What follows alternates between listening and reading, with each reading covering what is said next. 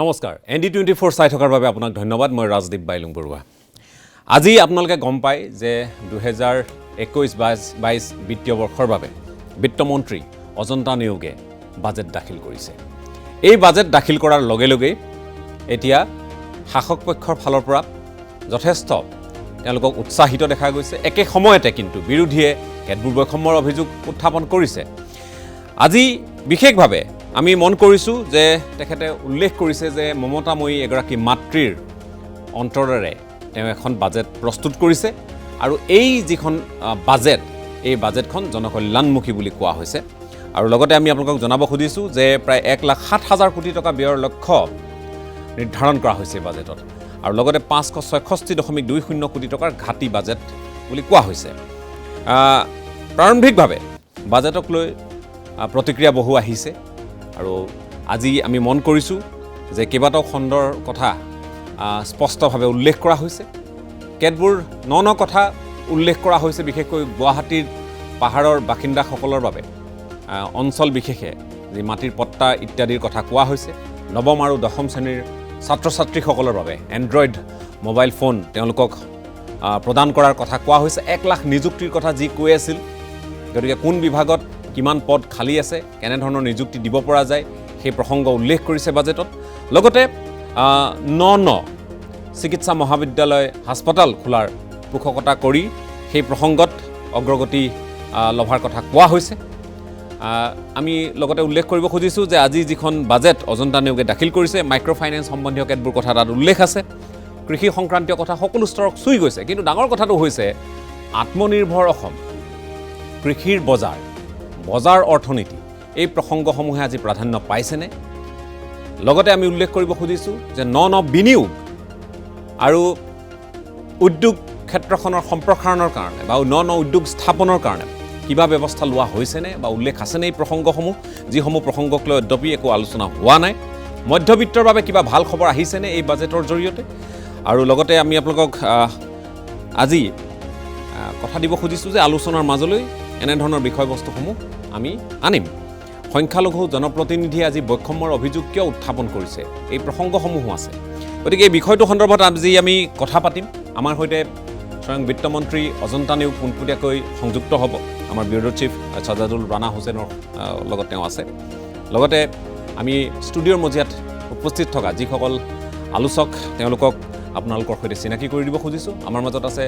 বিজেপিৰ বিধায়ক নগাঁও সমষ্টিৰ বিধায়ক ৰূপ শৰ্মা ডাঙৰীয়া মই আপোনাক স্বাগতম জনাইছোঁ আমাৰ মাজত অৰ্থনীতিবিদ ডক্টৰ অমিয় কুমাৰ শৰ্মা ডাঙৰীয়া উপস্থিত আছে মই আপোনাক স্বাগতম জনাইছোঁ বিশ্লেষক শ্যামকানু মহন্ত উপস্থিত আছে স্বাগতম জনাইছোঁ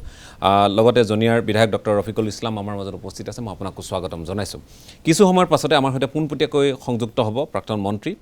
বিৰোধীৰ উপদলপতি ৰকিবুল হুছেইন ডাঙৰীয়া আমি তেখেতৰ সৈতে কথা পাতিম অখিল গগৈ কি ক'লে সেই কথাখিনিও শুনিম মুখ্যমন্ত্ৰীয়ে কি ক'লে সেই কথাখিনিও শুনিম কিন্তু আৰম্ভ কৰিব খুজিছোঁ এই গোটেই বিষয়টোত মই পোনপটীয়াকৈ আমাৰ মাজত যিহেতু এগৰাকী অৰ্থনীতিবিদ আছে মই তেখেতৰ পৰাই আৰম্ভ কৰিব খুজিছোঁ অমিয় কুমাৰ শৰ্মা ডাঙৰীয়া আজিৰ এই বাজেটক লৈ আপোনাৰ প্ৰাৰম্ভিক পৰ্যবেক্ষণ কি মই ভাবিছিলোঁ যে এই অহা 5 বছৰৰ কাৰণে আজি খতিয়ানটো এটা দিশ এটা দিব আৰু সেইটো কৈছেও কিন্তু দৰাচলতে মই যিমানখিনি শুনিলোঁ সেই বস্তুটোৰ প্ৰতিফলিত নহ'ল যেন লাগিলে আৰু যিটো যেনে এটা বাজেট আচলতে পূৰা ভিজন ডকুমেণ্ট থাকে 5 বছৰত কিমানখিনি কি কৰিব কোনটো যেনেকৈ কৈ আছে যে আমি ছাপ'জ গোটেইকেইটা ছেক্টৰৰ ভিতৰত এগ্ৰিকালচাৰ ইণ্ডাষ্ট্ৰী বা ছাৰ্ভিচ ছেক্টৰত কেনেকৈ আমি জোৰ দিম এমপ্লয়মেণ্টৰ কথা কৈছে আৰু প্ৰমিছ কৰিছে যে যিকেইটা আমি ইলেকশ্যনত প্ৰমিছ হিচাপে লৈছে যে মাইক্ৰ' ফাইনেন্স বা এইটো তেনেকৈ কৈছে কিন্তু তাতকৈও সেইবোৰতো ক'লেই যে কি ডাইৰেকশ্যন দিব এই বাজেটখন সেইটো বোধহয় প্ৰতিফলিত নহ'ল মোৰ বোধহয় সেইটো থাকিব লাগিছিল গতিকে মই এইমাত্ৰ কাৰোবাৰ কৈ আছোঁ বহুত ফুল আছিলে কিন্তু মালাডাল বোধহয় দেখা নাপালোঁ নেকি মই চাৰিওপিনে ফুলবোৰ ছটিয়াই আছে মালাডাল আৰু সেইটোৱে মই আশা কৰিছিলোঁ বোধহয় তেনেকৈ ক'ব যে ঠিক আছে আমি এই অহা 5 বছৰৰ ভিতৰত আৰু স্পেচিয়েলি যিহেতু আমাৰ এই ছাষ্টেইনেবল ডেভেলপমেণ্ট গ'ল 2030ত আমি অসমত একেবাৰে বৰ বেয়া এটা পিকচাৰ এটা দিছোঁ ৰাইজক বা গোটেই দেশতে গতিকে মই ভাবিছিলোঁ যে সেইটোৰ ওপৰত আলোচনা কৰি সেই লাইনত যদি বাজেটখন লৈ যায় তেতিয়াহ'লে কি হয় আমি গম পাওঁ যে 5 বছৰত ইমানখিনি আজি যদি 10 টকা আছে 5 বছৰৰ 100 টকা হ'ব যদি আজি যদি আনএমপ্লয়মেণ্ট ইমানখিনি আছে এইটো হ'ব যদি এগ্ৰিকালচাৰ ছেক্টৰ যদি 15% আছে অহা বছৰ হয়তো 20% আনিব পাৰিম ইণ্ডাষ্ট্ৰীৰ ক্ষেত্ৰত তেনেকৈ কৰিব পাৰিম সেই এটা ডাইৰেকশ্যন থাকিলে বোধহয় মই ভাল পালোঁহেঁতেন বাজেটখনত গতিকে ইনফেক্ট মোৰ তাত 1920 বাজেটখন আছে মোৰ তাত 2021 বাজেটখন আছে তাতে চালোঁ যে তাৰ পৰা খুব বেছি মানে যেহেতু তাতকৈ খুব বেছি বেলেগ নহ'ল এটা কথা যে কণ্টিনিউটি এটা আছে যে হয় যে আমাৰ সৰ্বানন্দ সোণোৱালৰ দিনত যিটো আছিলে সেইটো হেৰি কৰিলে তাতে এটা ডাঙৰ কেচ আছে যে CM's গাই বুলি যিটো প্ৰগ্ৰাম আছিলে চিফ মিনিষ্টাৰ সমগ্ৰ গ্ৰাম্য উন্নয়নৰ সেইটো ইমান ভাল প্ৰজেক্ট এটা আছিল সেইটো কিন্তু মেনশ্যন নহ'ল আৰু সেইটো বোধহয় ডিছকণ্টিনিউ কৰি মই গম নাপালোঁ 25,000 কিমানখন গাঁৱৰ কাৰণে তাৰ কাৰণে ডাঙৰ প্ৰজেক্ট এটা কৰিছিলে গতিকে সেই প্ৰজেক্টটো মই চাই আছিলোঁ সেইটো হ'ব হয় সেই বস্তুটোত মই দেখা নাপালোঁ গতিকে সেইকাৰণে আৰু এটা আছিল যে হয় যিটো অষ্টাদশ গোটৰ মালা সেইটো আছিলে কিন্তু এটা বস্তু চালোঁ যে মই এনালাইজ কৰিছোঁ যে সেই বস্তুটো আমি যদি চাওঁ মানে এটা হৈছে সৰ্বভাৰতীয় হেৰিত কেনেকৈ আমাক মাপকাঠি যোগায় মাপকাঠি এতিয়াতো আগতে হেৰি আছিল আমাৰ GDP বা পাৰ কেপিটা ইনকাম কয় আজিকালি কি কয় যে ছাষ্টেইনেবল ডেভেলপমেণ্ট গ'লত আপোনাৰ ষ্টেটখন কিমান ভাল কৰি আছে আৰু এটা ইণ্ডিয়া টুডে দিয়ে সমীক্ষা হিচাপে গতিকে আমি যেতিয়া তেনেধৰণৰ মুকুতাৰ মালা এটা কৰোঁ নহয় তেতিয়া চাব লাগিব কোনটো গ'লৰ কাৰণে কোনটো আমি স্কিম লৈছোঁ সেইটো স্কিমত কিমান পাওঁ বা অহা বছৰ কিমান হ'ব কাৰণ অহা বছৰ আকৌ এটা এনেধৰণৰ আহিলে আৰু অসমৰ কাৰণে লাজ লাগিব যে আমি সেইটো যে পাগত হোৱা নাই কিন্তু এনে দেখা গ'ল যে হেল্থ যেটো কৰিব লাগিছে হেল্থত যথেষ্ট জোৰ দিছে এডুকেশ্যনত জোৰ দিছে এগ্ৰিকালচাৰ ডেফিনেটলি এইটো ভাল বস্তু কৰিছে কিন্তু বাকীবোৰত বোধহয় অলপ মানে এলাইড সেক্টৰ বা আমি যদি আনুষংগিক বিষয়সমূহ তেনেধৰণৰ এটা দেখা নাপালোঁ মই ঠিক আছে মই শ্যামকানু মহন্তৰ কাষলৈ আহিব খুজিছোঁ শ্যামকানু মহন্ত বাজেটক লৈ প্ৰাৰম্ভিক পৰ্যবেক্ষণ আপোনাৰ অমিৰে প্ৰথমকৈ সুন্দৰভাৱে কথা কৈছে মোৰ দৃষ্টিত এই বাজেটখন যোৱাবাৰ বাজেটৰে এক্সটেনশ্যন যেন লাগিলে অষ্টাদশী মুকুতাৰ মালাৰ যিটো আইডিয়াটোকে আগবঢ়াই লৈ যোৱা হৈছে কিছুমান ভাল কথা হৈছে কোভিড মেনেজমেণ্টৰ কথা যিখিনি লোৱা হৈছে যথেষ্ট ভাল হৈছে আটাইতকৈ ভাল পাইছোঁ এই বাজেটৰ যিটো এই যে মথাৰি সদায় যিটো জলসম্পদ বিভাগত সদায় গুৰুত্ব দিয়া নহয় এইবাৰ 1,000 কোটি টকাৰ বাজেটেৰে 1,000 কিলোমিটাৰ ৰাস্তা আৰু পথ আৰু মথাৰি নিৰ্মাণ কৰা যিটো প্ৰকল্প কথা কোৱা হৈছে মোৰ কাৰণে মই ভাবোঁ যে ৰাজ্যখনৰ কাৰণে অতিশয় এটা গুৰুত্বপূৰ্ণ কথা সেইটো এটা পজিটিভ চাইন তাৰ লগতে যিখিনি কমিটমেণ্ট আছিলে 1 লাখ চাকৰি কথাটো ক্লিয়াৰলি কৰা হৈছে পুলিচৰ বিভাগত যথেষ্ট গুৰুত্ব দিয়া হৈছে আৰু যিটো সমস্যাটো আছে 7,500 কোটি টকা হয়তো বাজেটত মাইক্ৰ' ফাইনেন্সৰ কাৰণে লোৱা হৈছে তাৰ ফলস্বৰূপে বাজেট বনোৱাতে যথেষ্ট অসুবিধা হৈছে কাৰণ 7,500 কোটি টকা যেতিয়া কমিটেড হৈ গ'ল তাৰ লগে লগে মোৰ দৃষ্টিত যিটো কেইটামান ভাল বস্তু মই দেখিছোঁ যে হস্তশিল্প ক্ষেত্ৰত মানে হেণ্ডলুম এণ্ড হেণ্ডিক্ৰাফ্ট আৰ্টিজনৰ ক্ষেত্ৰত মহিলাৰ ক্ষেত্ৰত কিছু গুৰুত্ব দিয়া হৈছে কিন্তু এজ এ হোল যিটো অমিতাই কৈছে যে SDG সূচাংকৰ যিটো সমস্যাৰ যিখিনি এজেণ্ডাত আছিলে যিখিনি বস্তুত গুৰুত্ব আৰু দিয়াটো আমি বিচাৰিছিলোঁ কাৰণ আমাৰ সেইটো এটা বেঞ্চমাৰ্ক আছিলে বাজেটখনত সেইটো ক্ষেত্ৰত মই যিমানখিনি ফ'কাছ হ'ব লাগিছিল হোৱা নাই কিন্তু ৰাস্তাৰ ক্ষেত্ৰত মই যথেষ্ট ভাল দেখিছোঁ বজাৰ টু মাৰ্কেট লিংকেজৰ ৰাস্তাৰ ক্ষেত্ৰত যথেষ্ট ফ'কাছ কৰা হৈছে কিন্তু কৰা হোৱা নাই ক'ত কৃষি ক্ষেত্ৰত বা মৎস্য বিপ্লৱৰ কাৰণে এটা খুব ভাল প্ৰকল্প লোৱা হৈছে 1,000 গাঁৱত একোটাকৈ পুখুৰী 10,000 পুখুৰী 10,000 গাঁৱত কৰা এটা প্ৰকল্প লোৱা হৈছে সমগ্ৰ অসমত সেই পুখুৰী প্ৰকল্পটো হ'লে মাছৰ উৎপাদন বাঢ়িব ঠিক তেনেকৈ গাহৰি পালনৰ ক্ষেত্ৰত বা গো পালনৰ ক্ষেত্ৰত বীজৰ ক্ষেত্ৰত বা সেইটোৰ ক্ষেত্ৰত প্ৰজননৰ কেপাচিটি বঢ়োৱাৰ ক্ষেত্ৰত খুব ভাল প্ৰকল্প হৈছে কিন্তু মোৰ যিটো সমস্যা আছে আমাৰ কৃষকৰ সমস্যাটো কি কৃষকৰ যদি টিভিত নিউজটো কি ওলায় যে ৰঙালাও গেলিলে যে তৰমুজ গেলিলে বজাৰৰ সমস্যাটো আটাইতকৈ ডাঙৰ মোৰ কাৰণে অসমত আমি যিহেতু উদ্যোগৰ লগত জড়িত যিকোনো ব্যক্তিয়ে ক'ব অসমত আটাইতকৈ ডাঙৰ সমস্যাটো বজাৰ নাই বজাৰটো অকল অসমতে নহয় বজাৰটো সমগ্ৰ দেশৰ বজাৰ সমগ্ৰ দিল্লী এখন বজাৰ মুম্বাই এখন বজাৰ বেংগালুৰু এখন বজাৰ এই বাজেটত মই আশা কৰিছিলোঁ যে কৃষিৰ আটাইতকৈ ডাঙৰ সমস্যাটো হৈছে বজাৰ সৃষ্টিৰ কাৰণে কিছুমান ষ্টেপ লোৱাৰ মই এটা আশা কৰিছিলোঁ যথেষ্টখিনি কিন্তু সেইটো নেদেখিলোঁ সেইটো এটা প্ৰথম ঠিক তেনেকৈ চব উদ্যোগৰ লগত জড়িত ব্যক্তি হিচাপে ষ্টাৰ্টআপৰ কথা কোৱা নহ'ল এটা মেনশ্যনে নেদেখিলোঁ ষ্টাৰ্টআপ সমগ্ৰ দেশতে প্ৰধানমন্ত্ৰী মোদীৰ কাৰণে ষ্টাৰ্টআপটো এটাকৈ বেছি ফ'কাছ হৈছে নতুন উদ্যোগে নতুন ষ্টাৰ্টআপে সমগ্ৰ দেশৰ ফ'কাছটো এতিয়া ষ্টাৰ্টআপত আহিছে নতুন উদ্যোগী ফ'কাছৰ ক্ষেত্ৰত ঠিক তেনেকৈ পৰ্যটনৰ ক্ষেত্ৰতো যি ধৰণৰ কিছুমান কথা কিছুমান অধিক ফ'কাছ হোৱাটো আমি বিচাৰিছিলোঁ কাৰণ পৰ্যটন কৃষি উদ্যোগ ইনভেষ্টমেণ্ট এটমস্ফিয়াৰ এইখিনি লৈয়ে অসমৰ জনমূৰি আয়ৰ কথাটো আহে তাৰ লগে লগে SDGৰ ক্ষেত্ৰত যিটো ফ'কাছটো এইখিনি ক্ষেত্ৰত মই কিছু ক'বলগীয়া আছে কিন্তু এইটো কথা ক'ব লাগিব যে এখন চৰকাৰ আটাইতকৈ ডাঙৰ সমস্যা হৈছে কোভিড সৃষ্ট পৰিৱেশত যিটো আমদানিৰ লগত সমস্যা এটা আছে আয় এটা সমস্যা এটা আছে যিটো সমস্যাত আনপ্ৰেচিডেণ্টেড যিটো আগৰ চৰকাৰে পোৱা নাছিলে এই যিটো সমস্যাত যিটো কালেকশ্যন কমি গৈছে বা যিটো সমস্যা হৈছে কাৰণ আমাৰ মেক্সিমাম কালেকশ্যন আবকাৰী শুল্কৰ পৰা আহিছে এইটো এটা খুব দুখৰ কথা যে আমাৰ আটাইতকৈ বেছি আহিব লাগিছিল উদ্যোগ পৰ্যটন এইখিনি ক্ষেত্ৰত চ' প্ৰথম কথাটো হৈছে এটা ডিফেন্সিভত এটা বাজেট হৈছে মাইক্ৰ' ফাইনেন্সৰ পলিটিকেল কমিটমেণ্টৰ কাৰণে বাজেটৰ এফেক্ট পৰিছে তাৰ মাজত তেওঁলোকে বেলেঞ্চিং কৰিছে কিন্তু আৰু বিশেষকৈ কৃষি ক্ষেত্ৰত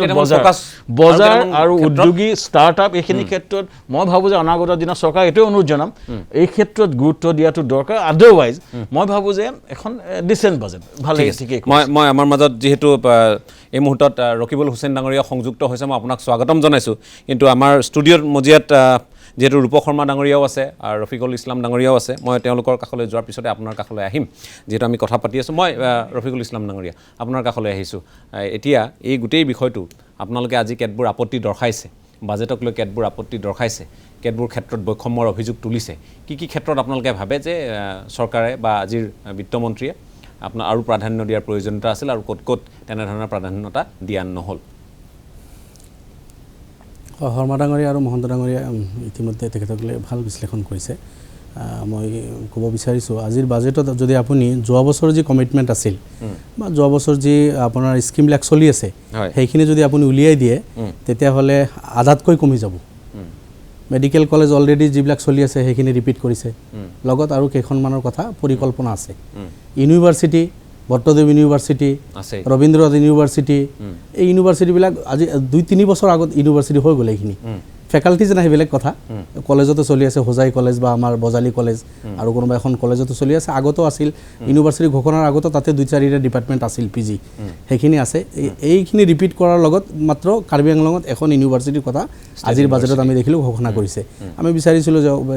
তেখেতসকলৰ এনেকুৱা কথা যে প্ৰত্যেক জিলাই ইউনিভাৰ্চিটি হ'ব লাগে মেডিকেল কলেজ হ'ব লাগে 5 বছৰ সময় পাব তেনেকুৱা 5-7খন জিলাত আজি 5-7খন ইউনিভাৰ্চিটি যদি অসমৰ চাৰিওফালে যদি ঘোষণা হ'লহেঁতেন আমি ভাল পালোহেঁতেন কিন্তু সেইটো আমি নেদেখিলোঁ মাত্ৰ এখন ইউনিভাৰ্চিটিৰ ঘোষণাই হ'ল বাকীখিনি ৰিপিটহে কৰিছে ঠিক এনেকুৱা ধৰণৰ আপুনি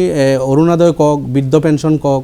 বিধ পেঞ্চন কওক এইবিলাকতো চলি আছে সেইখিনি তেখেতসকলে ৰিপিট কৰিছে বা সেইখিনি কণ্টিনিউ কৰিছে পইচাখিনি দিব এতিয়া বা অৰুণোদয় 830 টকা দিছিল 1000 টকা আজি তেখেতসকলে ধাৰ্য কৰিছে ইয়াতেও যদি 830 টকাৰ জায়গাত পৰিয়াল এটা চলিবলৈ হ'লে 2-3 হাজাৰ টকা গৰীব মানুহ হ'লেও 830 টকা আৰু 1000 টকা আজি 250 টকা মিঠাতেলৰ 1 কিলোৰ দাম ইয়াৰ প্ৰতি লক্ষ্য কৰিও যদি 2000 টকা বা 2500 টকা 3000 টকা কৰিলেহেঁতেন এনেকুৱা এটা যদি কিছু থাকিলেহেঁতেন তথাপি আমি ক'লোহেঁতেন যে ঠিক আছে এই স্কিম কণ্টিনিউ কৰিছে যদিও কিবা অলপ পালে জনগণে এইটো আপোনাৰ এগ্ৰিকালচাৰ ছেক্টৰত আপুনি চাব 77000 বিঘা চিপাঝাৰত নদীপৰীয়া অঞ্চল তাতে আপোনাৰ 30-40 বছৰৰ পৰা জনগণ বসতি অসমীয়া মানুহে অসমৰ ভাৰতীয় ভোটাৰ লিষ্টত নাম আছে NRCত নাম আছে সেইসকল বসতি সেইখিনি ক্লিয়াৰ কৰি সেইখিনি গোটেই উৰ্বৰ মানে লেণ্ড তাতেই মানে তেখেতসকলে খেতি কৰিব কমিশ্যন বনাইছে ইত্যাদি বনাইছে হ'ব লাগিছিল মানে 5 লাখ 10 লাখ হেক্টৰ কৃষিভূমি অসমৰ এইখিনিত মানে কেনেকৈ তেখেতসকলে এগ্ৰিকালচাৰ এটা মানে অভিযান এটা কৰিব পাৰিব তেনেকুৱা এটা প্ৰতিফলিত হ'ব লাগিছিল তেনেকুৱা এটা বাজেট হ'ব লাগিছিল কিন্তু আমি এইটো লক্ষ্য কৰা নাই ইতিমধ্যে তেখেতসকলে দুজনে কৈছে যে এগ্ৰিকালচাৰ ছেক্টৰত যিখিনি হ'ব লাগিছিল নাই কৰোণা কালত মানুহ কোল্ড ষ্ট'ৰেজৰ কোনো কথা নাই মাৰ্কেটৰ কথা নাই MSPৰ কথা নাই MSP ৱাৰ্ডটো তাতে আনিছে কিন্তু অসমত ক'ত MSP আছে MSPতো কিনা বিক্ৰী নহয় আজি 8 মাহৰ পৰা ধৰ্ণা চলি আছে দিল্লীৰ আশে-পাশে গোটেই ভাৰতবৰ্ষৰ কৃষকসকলৰ ডিমাণ্ড এনেকুৱা ধৰণৰ কিন্তু আমি সেই MSPৰ পৰা আমাৰ অসমৰ কৃষকে বঞ্চিত তেনেকুৱা ধৰণৰ যদি থাকিলেহেঁতেন যে MSP দিয়া হ'ব উচিত মূল্য দিয়া হ'ব বজাৰ দিয়া হ'ব কোল্ড ষ্ট'ৰেজ হ'ব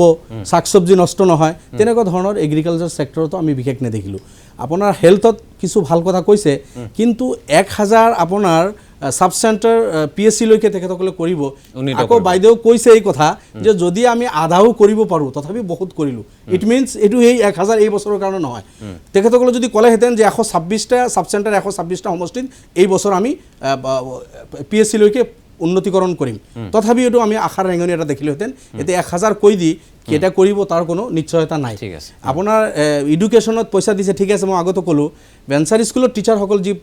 শিক্ষকৰ পদ টিউটাৰ হিচাপে নিযুক্তি দিলে কলেজত টিচাৰ হিচাপে কেই টকা পায় আপোনালোকে চাব এজন 3rd গ্ৰেড 4th গ্ৰেডৰ যি স্কুলবিলাকৰ পুৰণা আছে যিসকল সেইসকলতকৈ এই টিচাৰসকলে 25 বছৰ 30 বছৰ কাম কৰাৰ পিছতো তেখেতসকলে কম পইচা পাই আছে এইসকলৰ মানে পদ আপোনাৰ পাৰ্মানেণ্ট কৰাৰ কাৰণে কোনো ধৰণৰ পৰিকল্পনা নাই কোনো পইচা তাতে নাই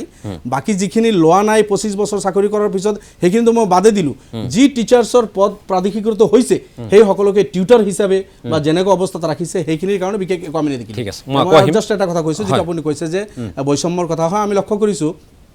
1/3 পপুলেশ্যন অলমষ্ট অসমৰ মাইনৰিটি অকল মই মুছলমানৰ কথা কোৱা নাই শিখ কক জৈন বুদ্ধিষ্ট বা মুছলিম যিখিনি গোটেইখিনি লৈ 1/3 পপুলেশ্যনৰ কাৰণে মাইনৰিটি ডেভেলপমেণ্টৰ কাৰণে কিমান 77 crore তাতে যোৱা বছৰ মাইনৰিটিৰ এটা ছেক্টৰ কাৰণে 100 কোটি টকাৰ ঘোষণা কৰিছিল গৰিয়া মৰিয়া দেশী আপোনাৰ জোলহা এইসকলৰ কাৰণে এই 100 কোটিৰ 1 টকাও নিদিলে এইবাৰ গোটেই মাইনৰিটি লৈ এই 6-7টা কমিউনিটিৰ 77 crore সেই 100ৰ পৰা তলপালে আহিল এইখিনি আমি তাতে লক্ষ্য কৰিছোঁ গতিকে সেইটো আপোনালোকে বৈষম্য হোৱাৰ এটা অকল মাইনৰিটিখিনিয়ে নহয় আৰু কিছু জাতি জনগোষ্ঠী আছে ভৈয়াম জনগোষ্ঠী বা এইবিলাক সেইখিনি কিন্তু প্ৰতিফলিত হোৱা নাই ঠিক আছে মই আকৌ আহিম হয় নিশ্চয় মই আকৌ আহিম মই কৈছে যোগ দিম ইণ্ডাষ্ট্ৰী ছেক্টৰত আমি বিশেষ একো দেখা নাই আজি নিয়োগ কৰাৰ কথা কৈছে চাকৰি বাকৰি দি 1 লাখ চাকৰি হয় পোষ্ট খালী আছে তাতে আপুনি এপইণ্ট কৰিব কিন্তু পাৰ্মানেণ্ট যদি 5 বছৰত 5 লাখ আপুনি দিব বিচাৰে ইণ্ডাষ্ট্ৰীজ নহ'লে ক'ত দিব আপুনি কিন্তু তাৰ কাৰণে গতিকে আনুষংগিক কেতবোৰ চিন্তা চৰ্চাৰ অভাৱ আপোনালোকে দেখিছে মই এতিয়া শাসকীয় পক্ষৰ বিধায়কগৰাকী আছে মই আপোনাক সুধিব খুজিছোঁ যে এই বাজেটক লৈ যিখিনি অভিযোগ উঠিছে বা এটা গঠনমূলক সমালোচনাও তেওঁলোকৰ ফালৰ পৰা দুগৰাকী বিশ্লেষকে কৰিছে আৰু একে সময়তে বিৰোধীৰ ফালৰ পৰা AIDFৰ ফালৰ পৰা ৰফিকুল ইছলাম ডাঙৰীয়াই কেতবোৰ প্ৰসংগ উত্থাপন কৰিছে আপুনি শুনিছে আপুনি কি ক'ব নাই প্ৰথম কথা হৈছে কি যে অসমৰ ইতিহাসত প্ৰথমবাৰৰ কাৰণে এগৰাকী মহিলা বিত্তমন্ত্ৰী এখন বাজেট আজি দাখিল কৰিলে আমি দেখা পালোঁ যে বাজেটখন লৈ পেলাই সঁচাকৈ এখন জনকল্যাণমুখী বাজেট বুলি আমি কৈছোঁ এইকাৰণে যে আমি যিখিনি প্ৰতিশ্ৰুতি দিছিলোঁ নিৰ্বাচনৰ প্ৰাক্ষণত যিখিনি কথা আমি কৈছিলোঁ এইখন বাজেটত প্ৰতিফলিত হৈছে যদি আপুনি চাই যে বাজেটখনত যে সমাজৰ প্ৰত্যেকটো স্তৰকে চুই গৈছে একেবাৰে সমাজৰ খাটি খোৱা মানুহৰ পৰা আৰম্ভ কৰি পেলাই প্ৰতিগৰাকী ব্যক্তিয়ে চুই গৈছে আমি যদি যাওঁ যে এতিয়া হয় এতিয়া আপোনাৰ কোভিড সৃষ্ট এটা পৰিৱেশ এই সময়ছোৱাত এখন বাজেট বনোৱাটো কিমান কঠিন কাম কাৰণ স্বাস্থ্য কেন্দ্ৰত দেখা পাইছে বেছিকৈ পইচা ইয়াত নিয়োগ কৰিবলগা হৈছে এইটো আমাৰ কাৰণে ভাল কথা কাৰণ যোৱা প্ৰায় 2টা বছৰ আমি প্ৰায় 20 চনৰ পৰা এতিয়ালৈকে আমি কোভিডৰ মাজেৰে গৈ আছোঁ হস্পিটেলৰ কথা কৈছোঁ যে 1000খন উপস্বাস্থ্য কেন্দ্ৰ আমাৰ হস্পিটেললৈ আমাৰ এখন পৰিৱৰ্তন হ'ব তো প্ৰতিটো ক্ষেত্ৰত দেখা পাইছে আপোনালোকে যে ইয়াত যে এনেকুৱা ধৰণৰ যে আমাৰ কৃষকৰ পৰা আৰম্ভ কৰি বিশেষকৈ আপোনাক কৈছে যে এগ্ৰিকালচাৰ ছেক্টৰটো জোৰ দিয়া হৈছে এগ্ৰিকালচাৰ হৰ্টিকালচাৰ ভেটেনেৰীৰ পৰা সকলো ফালৰ পৰা যাতে আমাৰ আমাৰ কাম হয় আৰু সেইদিনা মই যিধৰণে আমাৰ যিটো নিৰ্বাচনী প্ৰতিশ্ৰুতি আছিলে যে মাইক্ৰ' ফাইনেন্সৰ লোন আমি কিবা সকাহ দিবৰ কাৰণে হওক 1 লাখ আমি চাকৰি দিবৰ কাৰণে প্ৰতিটো ক্ষেত্ৰত যি ধৰণে আমাক কোৱা হৈছিলে সেইধৰণে এই বাজেটত তাৰ এটা প্ৰতিফলিত হৈছে এতিয়া যিটো কথা আমাৰ ৰফিকুল ইছলাম ডাঙৰীয়াই কৈছে যে প্ৰতিটো বিভাগ আমি দেখা পাইছোঁ যে বিভাগ ৱাইজ ইয়াত আমাৰ যিমানখিনি টকা এলট কৰি দিয়া হৈছে ইয়াত সকলোৰে কাৰণে ইয়াত এনেকুৱা নহয় যে এইটো ক'ৰবাত যদি অৰুণোদয় যদি পায় তাৰ অকল কিছু ব্যক্তিয়ে পাব কিছু ব্যক্তিয়ে নাপায় এইটো নহয় সকলো ধৰ্মৰ মানুহ ইয়াত সকলোৱে পাব সেইধৰণে আৰু সেইধৰণে ইয়াত যিখিনি ইয়াত আমি দেখা পাইছোঁ যে বিশেষকৈ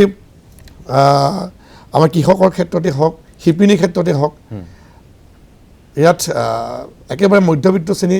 দুখীয়া শ্ৰেণী সকলোকে চুই যোৱাকৈ এখন জনকল্যাণমুখী বাজেট সেইকাৰণে আমি এখন বাজেট লৈ পেলাই গৌৰৱান্বিত আজি যেতিয়া বিধানসভাৰ পৰা যেতিয়া ওলাই আহিছোঁ আমি দেখা পাইছোঁ যে ইয়াক লৈ পেলাই কাৰো তেনেকুৱা আপত্তি আমি দেখাও নাপালোঁ যিখিনি কথা কৈছে যেতিয়া বিৰোধীয়ে যিটো কথা কয় সাধাৰণতে এইখিনি কথা সদায় কয় বিৰোধীয়ে যিখিনি অপ'জ কৰিব লাগে কিন্তু ইয়াত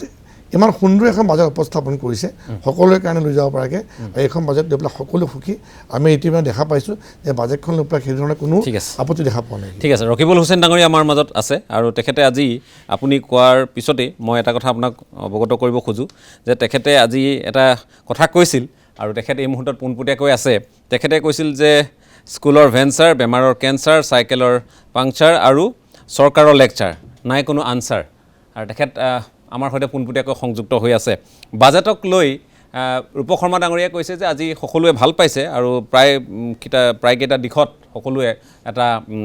যোগাত্মকভাৱে চিন্তা কৰিব পৰা থল আছে কিন্তু আপোনাৰ যিখিনি কথা মই সেইখিনি আপুনি আজি কৈছিল মই সেই কথাখিনিৰে আৰম্ভ কৰিব খুজিছোঁ যে কিয় এইখিনি কথা ক'বলগীয়া হ'ল হুছেইন ডাঙৰীয়া আপোনাৰ প্ৰশ্নটোৰ পৰাই মই আৰম্ভ কৰোঁ হয় হয় বাজেটখন এইখন দেখিছে বোধে বাজেটখন বৰ ধুনীয়া ইয়াৰ ভিতৰত বৰ ভাল ভাল কথা লিখা আছে ইয়াত লিখা আছে আপোনাৰ 2021-22 হয় মই ঘৰত আছোঁ দেখা পাইছেতো ন দেখিছোঁ মই আপোনাক দেখাম 26 জুলাই 2016 দেখিছেনে হয় দেখি আছোঁ বিজেপি চৰকাৰৰ বাজেট 16 এইখন হ'ল আপোনাৰ 7 ফেব্ৰুৱাৰী 2017 তাৰপিছত হ'ল 12 মাৰ্চ 2018 মই অলপ আপোনাক ব্যাখ্যাটো ভালকৈ কৰিছোঁ হয় তাৰপিছতে আপোনাৰ 17 18 19 20 অলপ দূৰত আছে হয় হয় 20 আৰু আপোনাৰ মানে এই গোটেই বাজেটখিনি মই আপোনাক এইকাৰণে দেখাইছোঁ হয় ধুনীয়া গোটেইখিনি ধুনীয়া একদম যিদিনাই আপোনাৰ বাজেট স্পীচ হৈছে একদম কংগ্ৰেছ দল কোণঠাচা আপোনাৰ যদি মনত আছে যে তৰুণ গগৈয়ে 10,000 কোটি টকা ঋণ থৈ গ'ল মানুহক ধৰুৱা কৰিলে ঋণী কৰি থৈ গ'ল আজি জন্ম হোৱা ল'ৰাটোৰ মূৰতো 10,000 কোটি টকাৰ ধাৰ থৈ গ'ল একদম ডাঙৰ এনেকুৱা বিতৰ্ক কংগ্ৰেছ কোণঠাচা কিন্তু পৰৱৰ্তী সময়ত ক'লে যে তৰুণ গগৈ যাওঁতে যেতিয়া প্ৰশ্ন উত্তৰত 9,000 কোটি টকা থৈ গৈছিল তেতিয়া এনেকুৱা এটা ইম্প্ৰেশ্যন দিলে যে চৰকাৰখন আহিছে বিজেপিৰ কেন্দ্ৰটো বিজেপিৰ চৰকাৰ এতিয়া আৰু অসমৰ কাৰণে চিন্তা নাই কোনো ধাৰ ধুৰ নলয় মই সেইখিনি পৰা আৰম্ভ কৰিছোঁ অসমৰ ইতিহাসত যোৱা 5 বছৰত যিমান ধাৰ ল'লে কেতিয়াও লোৱা নাই 81,000 কোটি টকা আজি ঋণত ডুব গৈ আছে অসম প্ৰত্যেকজন মানুহৰ মূৰত ইমান অংক মই নাজানো প্ৰত্যেকজন মানুহৰ মূৰত আজি জন্ম হোৱা শিশুতেও 3,100 টকা বোধহয় 31,000 টকাৰ ঋণৰ বোজা এতিয়া কথা হ'ল যে আমি সৰুতে দেখিছিলোঁ আমাৰ বিশেষকৈ বঙালী সম্প্ৰদায়ৰ দোকানবিলাকত যে বছৰি হালকাটা এটা পাতে বাজেট এই হালকাটাত হৈ যে পুৰণি বাকীবিলাক তেতিয়া দিয়ে আমাক কিবা কিবি খুৱায় আৰু দোকানখন ভালকৈ চলে এতিয়া আমি আজিৰ 21 বাজেটখন আৰম্ভ কৰাৰ আগত পুৰণি বাকীবিলাক দিলে নে নাই সেই কথাৰ পৰাহে আৰম্ভ কৰিব লাগিব কাৰণ এইটো কণ্টিনিউৱাছ প্ৰচেছ এতিয়া বাকীবিলাক আপোনাৰ দিলে নে নাই বাকীবিলাক এইবিলাকৰ ভিতৰত ক'ব গ'লে এতিয়া আপোনাৰ এটা সুন্দৰ বিতৰ্ক ক'লে মই তাত থাকিলে আৰু ভালকৈ ক'ব পাৰিলোহেঁতেন হয় হয়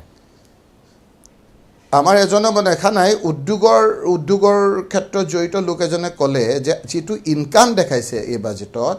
চবতকৈ বেছি দেখাইছে আবকাৰী শুল্ক মদৰ পৰা পাইছে আজি এই ক'ভিডৰ সময়ত সেইদিনা পেপাৰত পঢ়িলোঁ যে বাহিৰত যিজন মানুহে মদ খায় সেই মদ খোৱা মানুহটোৱে ঘৰত ক'ভিডৰ সময়ত সোমাই থোৱাৰ কাৰণে তেওঁৰ ঘৰত এটা অশান্তি হৈছে মহিলাবিলাকৰ অশান্তি হৈছে আৰু আমাৰ অসমত আগতে যিসকলে মদ খাই আবেলি খাব পাৰিছিল দোকান আবেলি খোলা হৈছিল এই চৰকাৰ অহাৰ পাছত ৰাতিপুৱাই মদৰ দোকানখন খুলি দিলে কাৰণ সেই মদৰ পইচাৰে এতিয়া আমাক গাখীৰ খুৱাব এই ক'ভিডৰ সময়ত আজি আপোনাৰ যিটো সময়ত ভেকচিন লৈ হাহাকাৰ সেই সময়খিনিত কেবিনেটত ততাতৈয়াকৈ অনুষ্ঠিত কৰি মদ হোম ডেলিভাৰী কৰাৰ সিদ্ধান্ত লৈছে আজি এই চৰকাৰখনে যিখিনি কথা ইয়াত লিপিবদ্ধ কৰিছে সেইখিনি কৰাৰ আগত মানুহে আগৰখিনি বিচাৰিব টুইন টাৱাৰৰ কথা কৈছিলে আজি আপোনালোকক আমাক মাতিছে হয় এনেকুৱা এটা অৱস্থা হৈছিল বাজেটত যে বৰ্তমানৰ মুখ্যমন্ত্ৰী ডাঙৰীয়াই বাজেট বিধানসভাত দি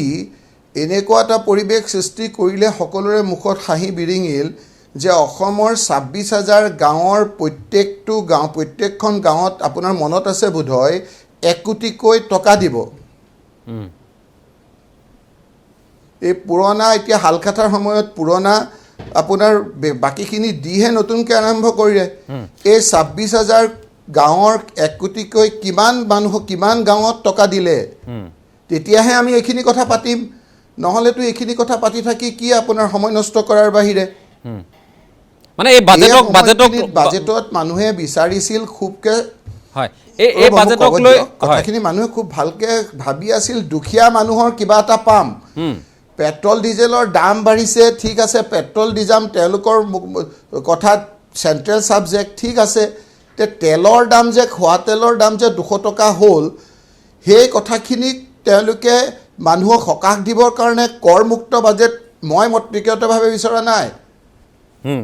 ধনী মানুহে ব্যৱহাৰ কৰা বস্তুৰ দাম বঢ়াই দিয়ক, লাক্সাৰিয়াছ কিবা বস্তুৰ দাম বঢ়াই দিয়ক, আমাৰ মদৰ দাম বঢ়াই দিয়ক, দুখীয়া মানুহৰ দাম কমাই দিয়ক, উপাৰ্জন বন্ধ। প্ৰথম প্ৰায়ৰিটি আছিল যে এতিয়া উপাৰ্জন নাইকিয়া হৈছে মানুহৰ। প্ৰথম প্ৰায়ৰিটি আছিল যে যি কোভিডৰ সময়ত দোকানবিলাক খুলিব দিছে, ৰাতিপুৱা খোলাৰ লগে লগে বন্ধ হৈছে। আজি যদি এজন দোকানীয়ে দোকান খোলাৰ পিছত বিক্ৰী নহয়, তেওঁৰ পৰিয়ালটো কেনেকৈ চলিব? আৰু সেই দোকানখনত যদি উপাৰ্জন বিক্ৰী নহয়, তেওঁ তাত থকা কৰ্মচাৰীকেইজন কেনেকৈ চলিব? কৰ্মচাৰীখিনি যদি দৰমহা নাপায়, কৰ্মচাৰী পৰিয়ালখিনি কেনেকৈ চলিব? এই কোভিডৰ সময়ত অৰুণোদয় ১,০০০ টকা দিম বুলি কৈ ২০,০০০ টকাৰ বিদ্যুৎ মাচুল লৈছে দুখীয়া মানুহৰ পৰা। গাঁৱত খবৰ লওক, ৫ বছৰৰ একেলগে বিদ্যুতৰ মাচুলৰ বিল দিব লাগে আৰু দিব নোৱাৰিলে কাটি দিছে, হাহাকাৰ লাগিছে। ঠিক আছে, মই গোটেই প্ৰসংগখিনি সেইকাৰণে আজি মানুহৰ মনবিলাক বেয়া। হয়, জনসাধাৰণৰ আপোনালোকৰ দৃষ্টিত আপোনালোকক হয় প্ৰাৰম্ভিক পৰ্যায়ত এইখিনি কথা আপুনি আগবঢ়াইছে। মই আকৌ আপোনাৰ কাষলৈ আহিম। হেলিকপ্টাৰ ব্যৱহাৰটো চৰকাৰে কমাওক, বিতব্যয়ী হওক, খৰচটো কমাওক। আজি নগাঁৱলৈ যাবলৈ, বৰপেটালৈ যাবলৈ, নলবাৰীলৈ যাবলৈ গাড়ীৰে যাওক, হেলিকপ্টাৰ ব্যৱহাৰটো কম কৰক।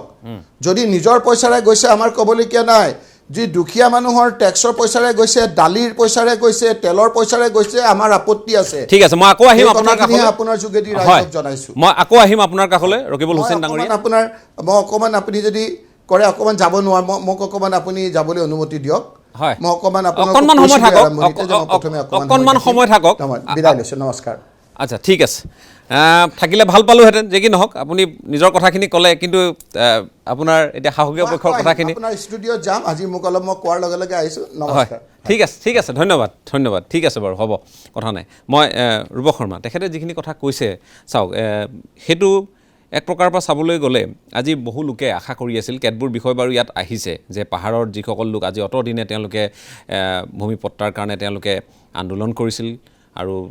মুখ্যমন্ত্ৰীয়ে এই বিষয়টোত যথেষ্ট তেওঁ এটা ভূমিকা লোৱাৰ কথা উল্লেখ কৰিছে। আজি অগপৰ বিধায়কসকলেও উল্লেখ কৰিছে, আপোনালোকৰ বিধায়কসকলেও উল্লেখ কৰিছে, আৰু অখিল গগৈ এই গোটেই বিষয়টো সন্দৰ্ভত কৈছে যে মুখ্যমন্ত্ৰীক তেওঁ সেই বিষয়টোৰ কাৰণে ধন্যবাদ দিছে, যে এই বিষয়টো বিশেষকৈ পাহাৰৰ লোকসকলৰ কাৰণে। এই বিষয়বোৰ বাৰু ঠাই পাইছে, কিন্তু মূল্যবৃদ্ধি সকলোকে কোঙা কৰিছে। এহাতেদি আপুনি দেখিছে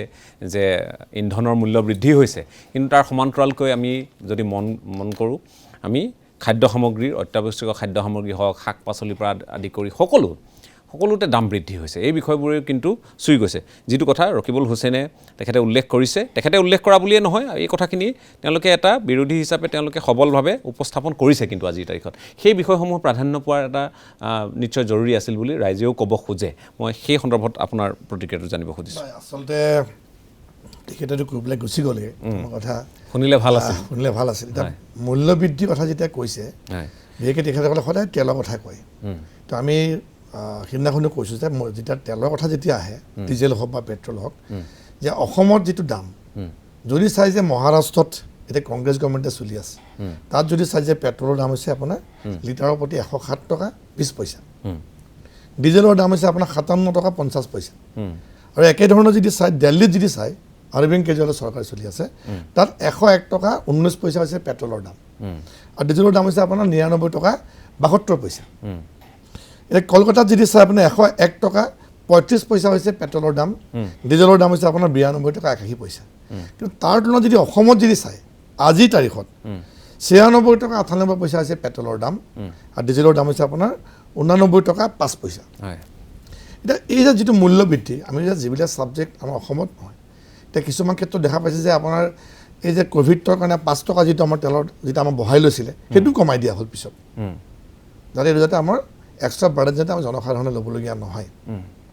এতিয়া কথা হ'ল যে যিটো কথা কৈছে যে আমাৰ এই যে আপোনাৰ আগৰ যিখিনি হয় মোৰ তাতো বাজেটখন আছে বাজেটখনত যদি আপোনাৰ চাই বছৰ হিচাপত তেখেতে ধুনীয়াকৈ মেদুপাতটো মিলি পেলাই দেখুৱাইছে মই ভিতৰৰ পাতটো দেখাইছোঁ আপোনাক যে 2015-16 বৰ্ষত যদি আমাৰ কিমান ব্যয় হৈছে যদি চাওঁ বাজেটত যে 63.40% আমাৰ ব্যয় হৈছিলে একেধৰণে যদি চাই 16-17 73.36 হয়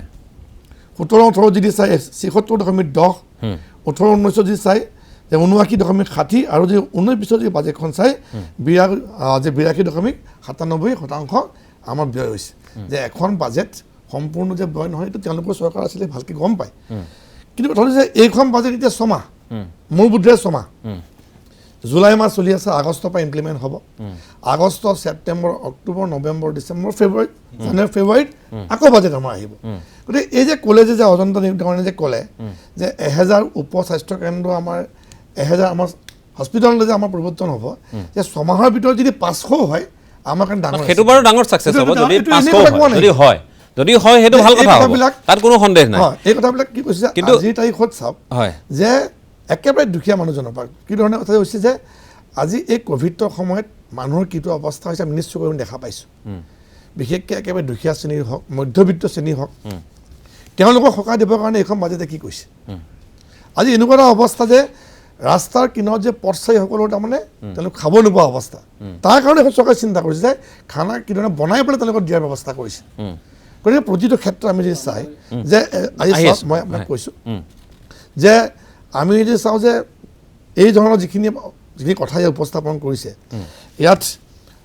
আজি আমাৰ কৃষি ক্ষেত্ৰখনত জোৰ কিয় দিয়া হৈছে যে আপুনি কৈছে যে 1000 পুখুৰী 1 লাখ চাকৰি আমাৰ দিয়াৰ লগে লগে যে এগ্ৰিকালচাৰ ছেক্টৰতে হওক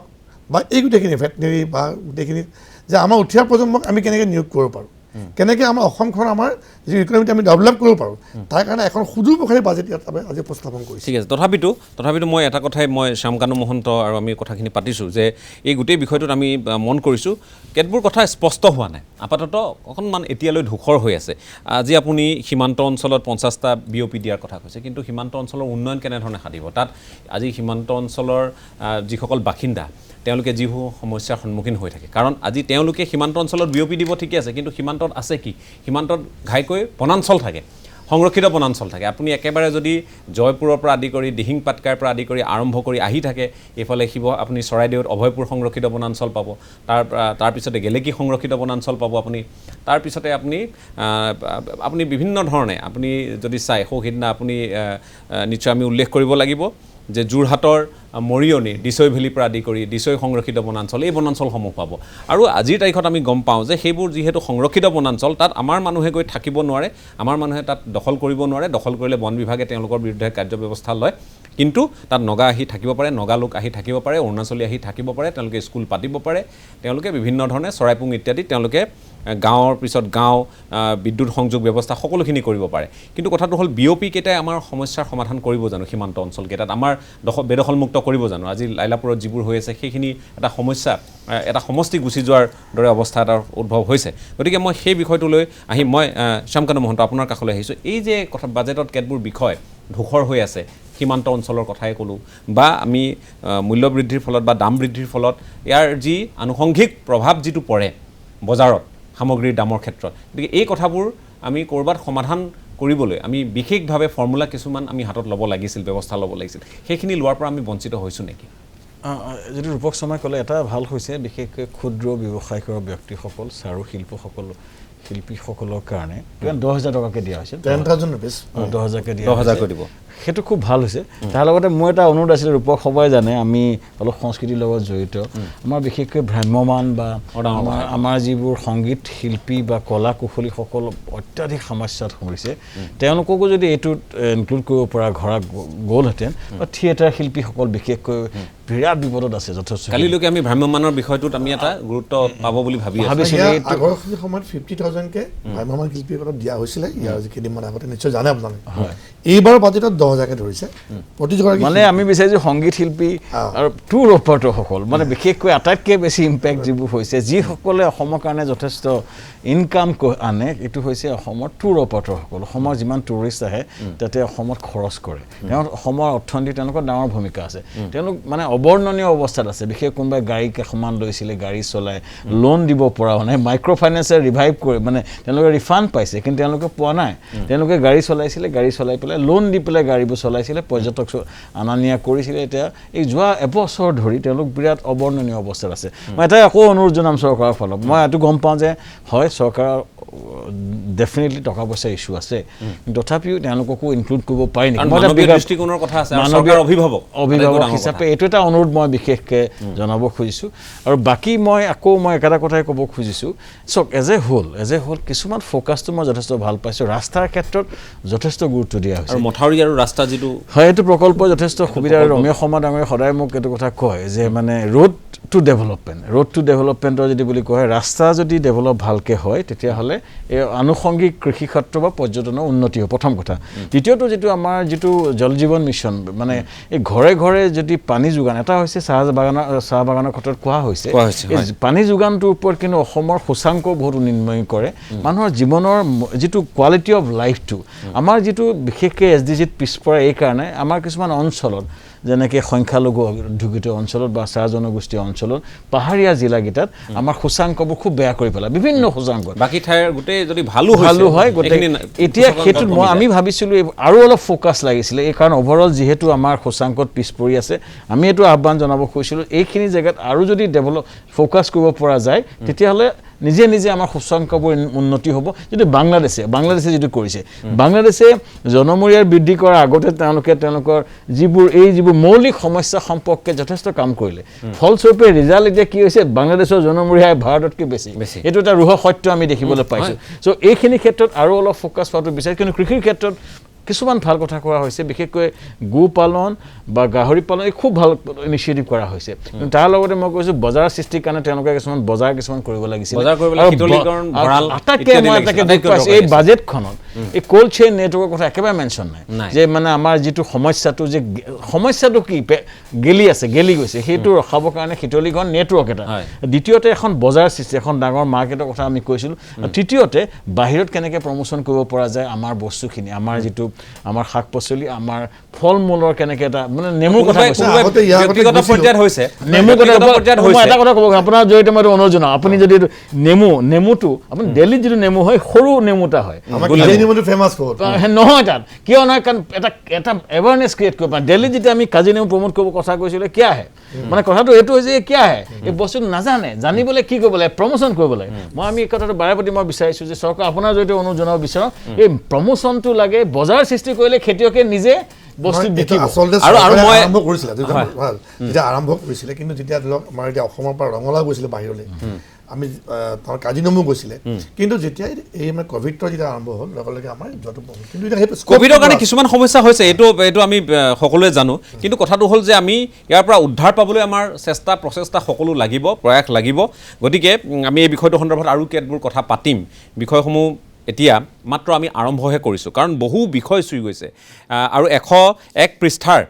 আজি এই বাজেট ভাষণ ইয়াত বহু কথা সন্নিৱিষ্ট আছে গতিকে আমি হাতী মাৰি ভুৰুকাত ভৰাব লাগিব তাৰ লগতে যিকেইটা আটাইতকৈ গুৰুত্বপূৰ্ণ দিশ যিকেইটা আমি নুচুলে নহয় সেইকেইটা আমি চুবই লাগিব বাজেট 2021-2022 অজন্তা নেওগে আজি প্ৰথমবাৰলৈ এই বাজেট দাখিল কৰিছে আৰু কেইবাটাও বিষয় আমি আপোনালোকক জনাব খুজিছোঁ তেখেতে আজি এটা কথা উল্লেখ কৰিছে যে সকলো প্ৰতিশ্ৰুতি আৰু তেওঁ নিষ্ঠাৰে পালন কৰিবলৈ আগবাঢ়িছে আৰু আত্মনিৰ্ভৰ অসম গঢ়াটো আমাৰ অন্যতম লক্ষ্য বুলি উল্লেখ কৰিছে কিন্তু এই সন্দৰ্ভত কি সিদ্ধান্ত লোৱা হ'ল কি পদক্ষেপ লোৱা হ'ল কেনেধৰণে আগবাঢ়িব লগতে এটা কথা আমি আপোনালোকক জনাব খুজিছোঁ যিহেতু আজি কেইবাখনো আঁচনিৰ কথা কোৱা হ'ল তাৰ লগতে ড্ৰাগছ অতি শেহতীয়াকৈ যি বিষয়টোক লৈ সৰ্বত্ৰ চৰ্চা হৈছে গুলী পৰ্যন্ত চলিছে ড্ৰাগছ ড্ৰাগছ নিৰাময়ৰ বাবে এতিয়াৰ পৰা নাৰ্কটিক কণ্ট্ৰল ব্যুৰো গঠন কৰা হ'ব। এই প্ৰসংগটো তেওঁ উল্লেখ কৰিছে। আটাইতকৈ আজিৰ দিনটোৰ মই ভাবোঁ যে এটা গুৰুত্বপূৰ্ণ বিষয়, এই বিষয়টো সন্দৰ্ভত সকলোৱে আলোকপাত কৰাটো প্ৰয়োজনীয় আছিল। একে সময়তে মাইক্ৰ' ফাইনেন্স ২৬ লাখ মহিলা ১২,৫০০ কোটি টকাৰ ঋণ আৰু তাৰ পিছত ঋণ মাফ, এই প্ৰসংগ। ইয়াৰ আগতেই মাইক্ৰ' ফাইনেন্স সন্দৰ্ভত বহুখিনি কথা কোৱা হৈছে। মই যিহেতু শৰ্মা ডাঙৰীয়া আছে, মই তেখেতৰ কাষলৈ যাম, এই বিষয়টো সন্দৰ্ভত তেখেতে অধিক সুন্দৰভাৱে আলোকপাত কৰিব পাৰিব। কিন্তু তাৰ পূৰ্বে মই ব্যুৰো চিফ ছাজাদুল ৰাণা হুছেইনৰ কাষলৈ অকণমান সময়ৰ কাৰণে যাব খুজিছোঁ আৰু ছাজাদুলৰ সৈতে অজন্তা নিয়োগ এই মুহূৰ্তত উপস্থিত আছে। ছাজাদুল, আপোনাৰ কাষলৈ আহিছোঁ। বিত্তমন্ত্ৰী অজন্তা নিয়োগ আমাৰ সৈতে উপস্থিত আছে। মই পোনপ্ৰথমে তেওঁৰ ওচৰলৈ যাবলৈ চেষ্টা কৰিম। বাইদেউ, প্ৰায় ২ ঘণ্টা ১৫ মিনিট জোৰা আপোনাৰ বাজেট ভাষণ ইতিমধ্যে সমগ্ৰ ৰাজ্যবাসীয়ে শুনিছে আৰু আপুনি তাৰ আগতেই কৈছে যে এগৰাকী মমতাময়ী মাতৃ হিচাপে আপুনি বাজেট আজি দাখিল কৰিছে। প্ৰথম প্ৰতিক্ৰিয়াটো কি হ'ব আৰু তাৰেই চাগে এটা প্ৰতিফলনো দেখা পোৱা গৈছে যে কোনো ধৰণৰ কৰ আৰোপ নকৰাকৈ বাজেট আপুনি দাখিল কৰিছে? হয়, আজি মই সদনৰ মজিয়াত বাজেট দাখিল কৰিলোঁ। যিহেতু মই এগৰাকী মহিলা মাতৃ, আৰু গতিকে মাতৃৰ মমতাময়ী হৃদয়েৰে মই বাজেটখন প্ৰস্তুত কৰিছোঁ। আৰু এই বাজেটখন প্ৰস্তুত কৰোঁতে আচলতে আপোনালোকে দেখিছে এটা ক'ভিড সৃষ্ট পৰিৱেশ, এই পৰিৱেশত মই বাজেটখন দিব লগা হৈছে। আৰু সেইকাৰণে মই প্ৰথমতেই মোৰ লক্ষ্য আছিলে যে ১ নম্বৰ কথাটো আছিল যে ক'ভিড সৃষ্ট পৰিৱেশ, আৰু দ্বিতীয়টো হৈছে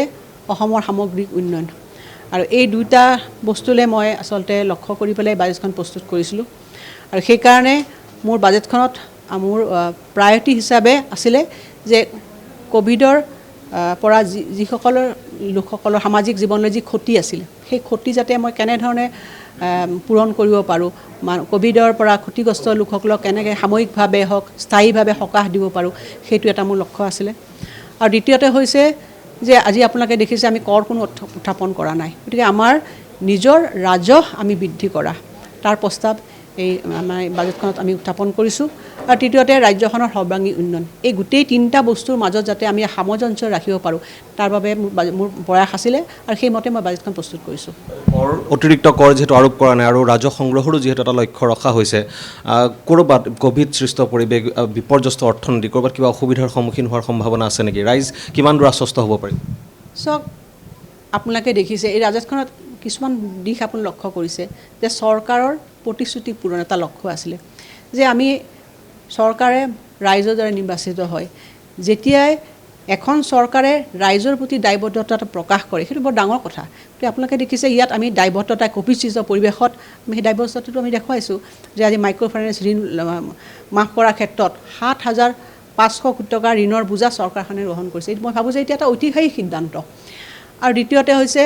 নিবনুৱা যুৱক যুৱতীসকলৰ যিটো আমাৰ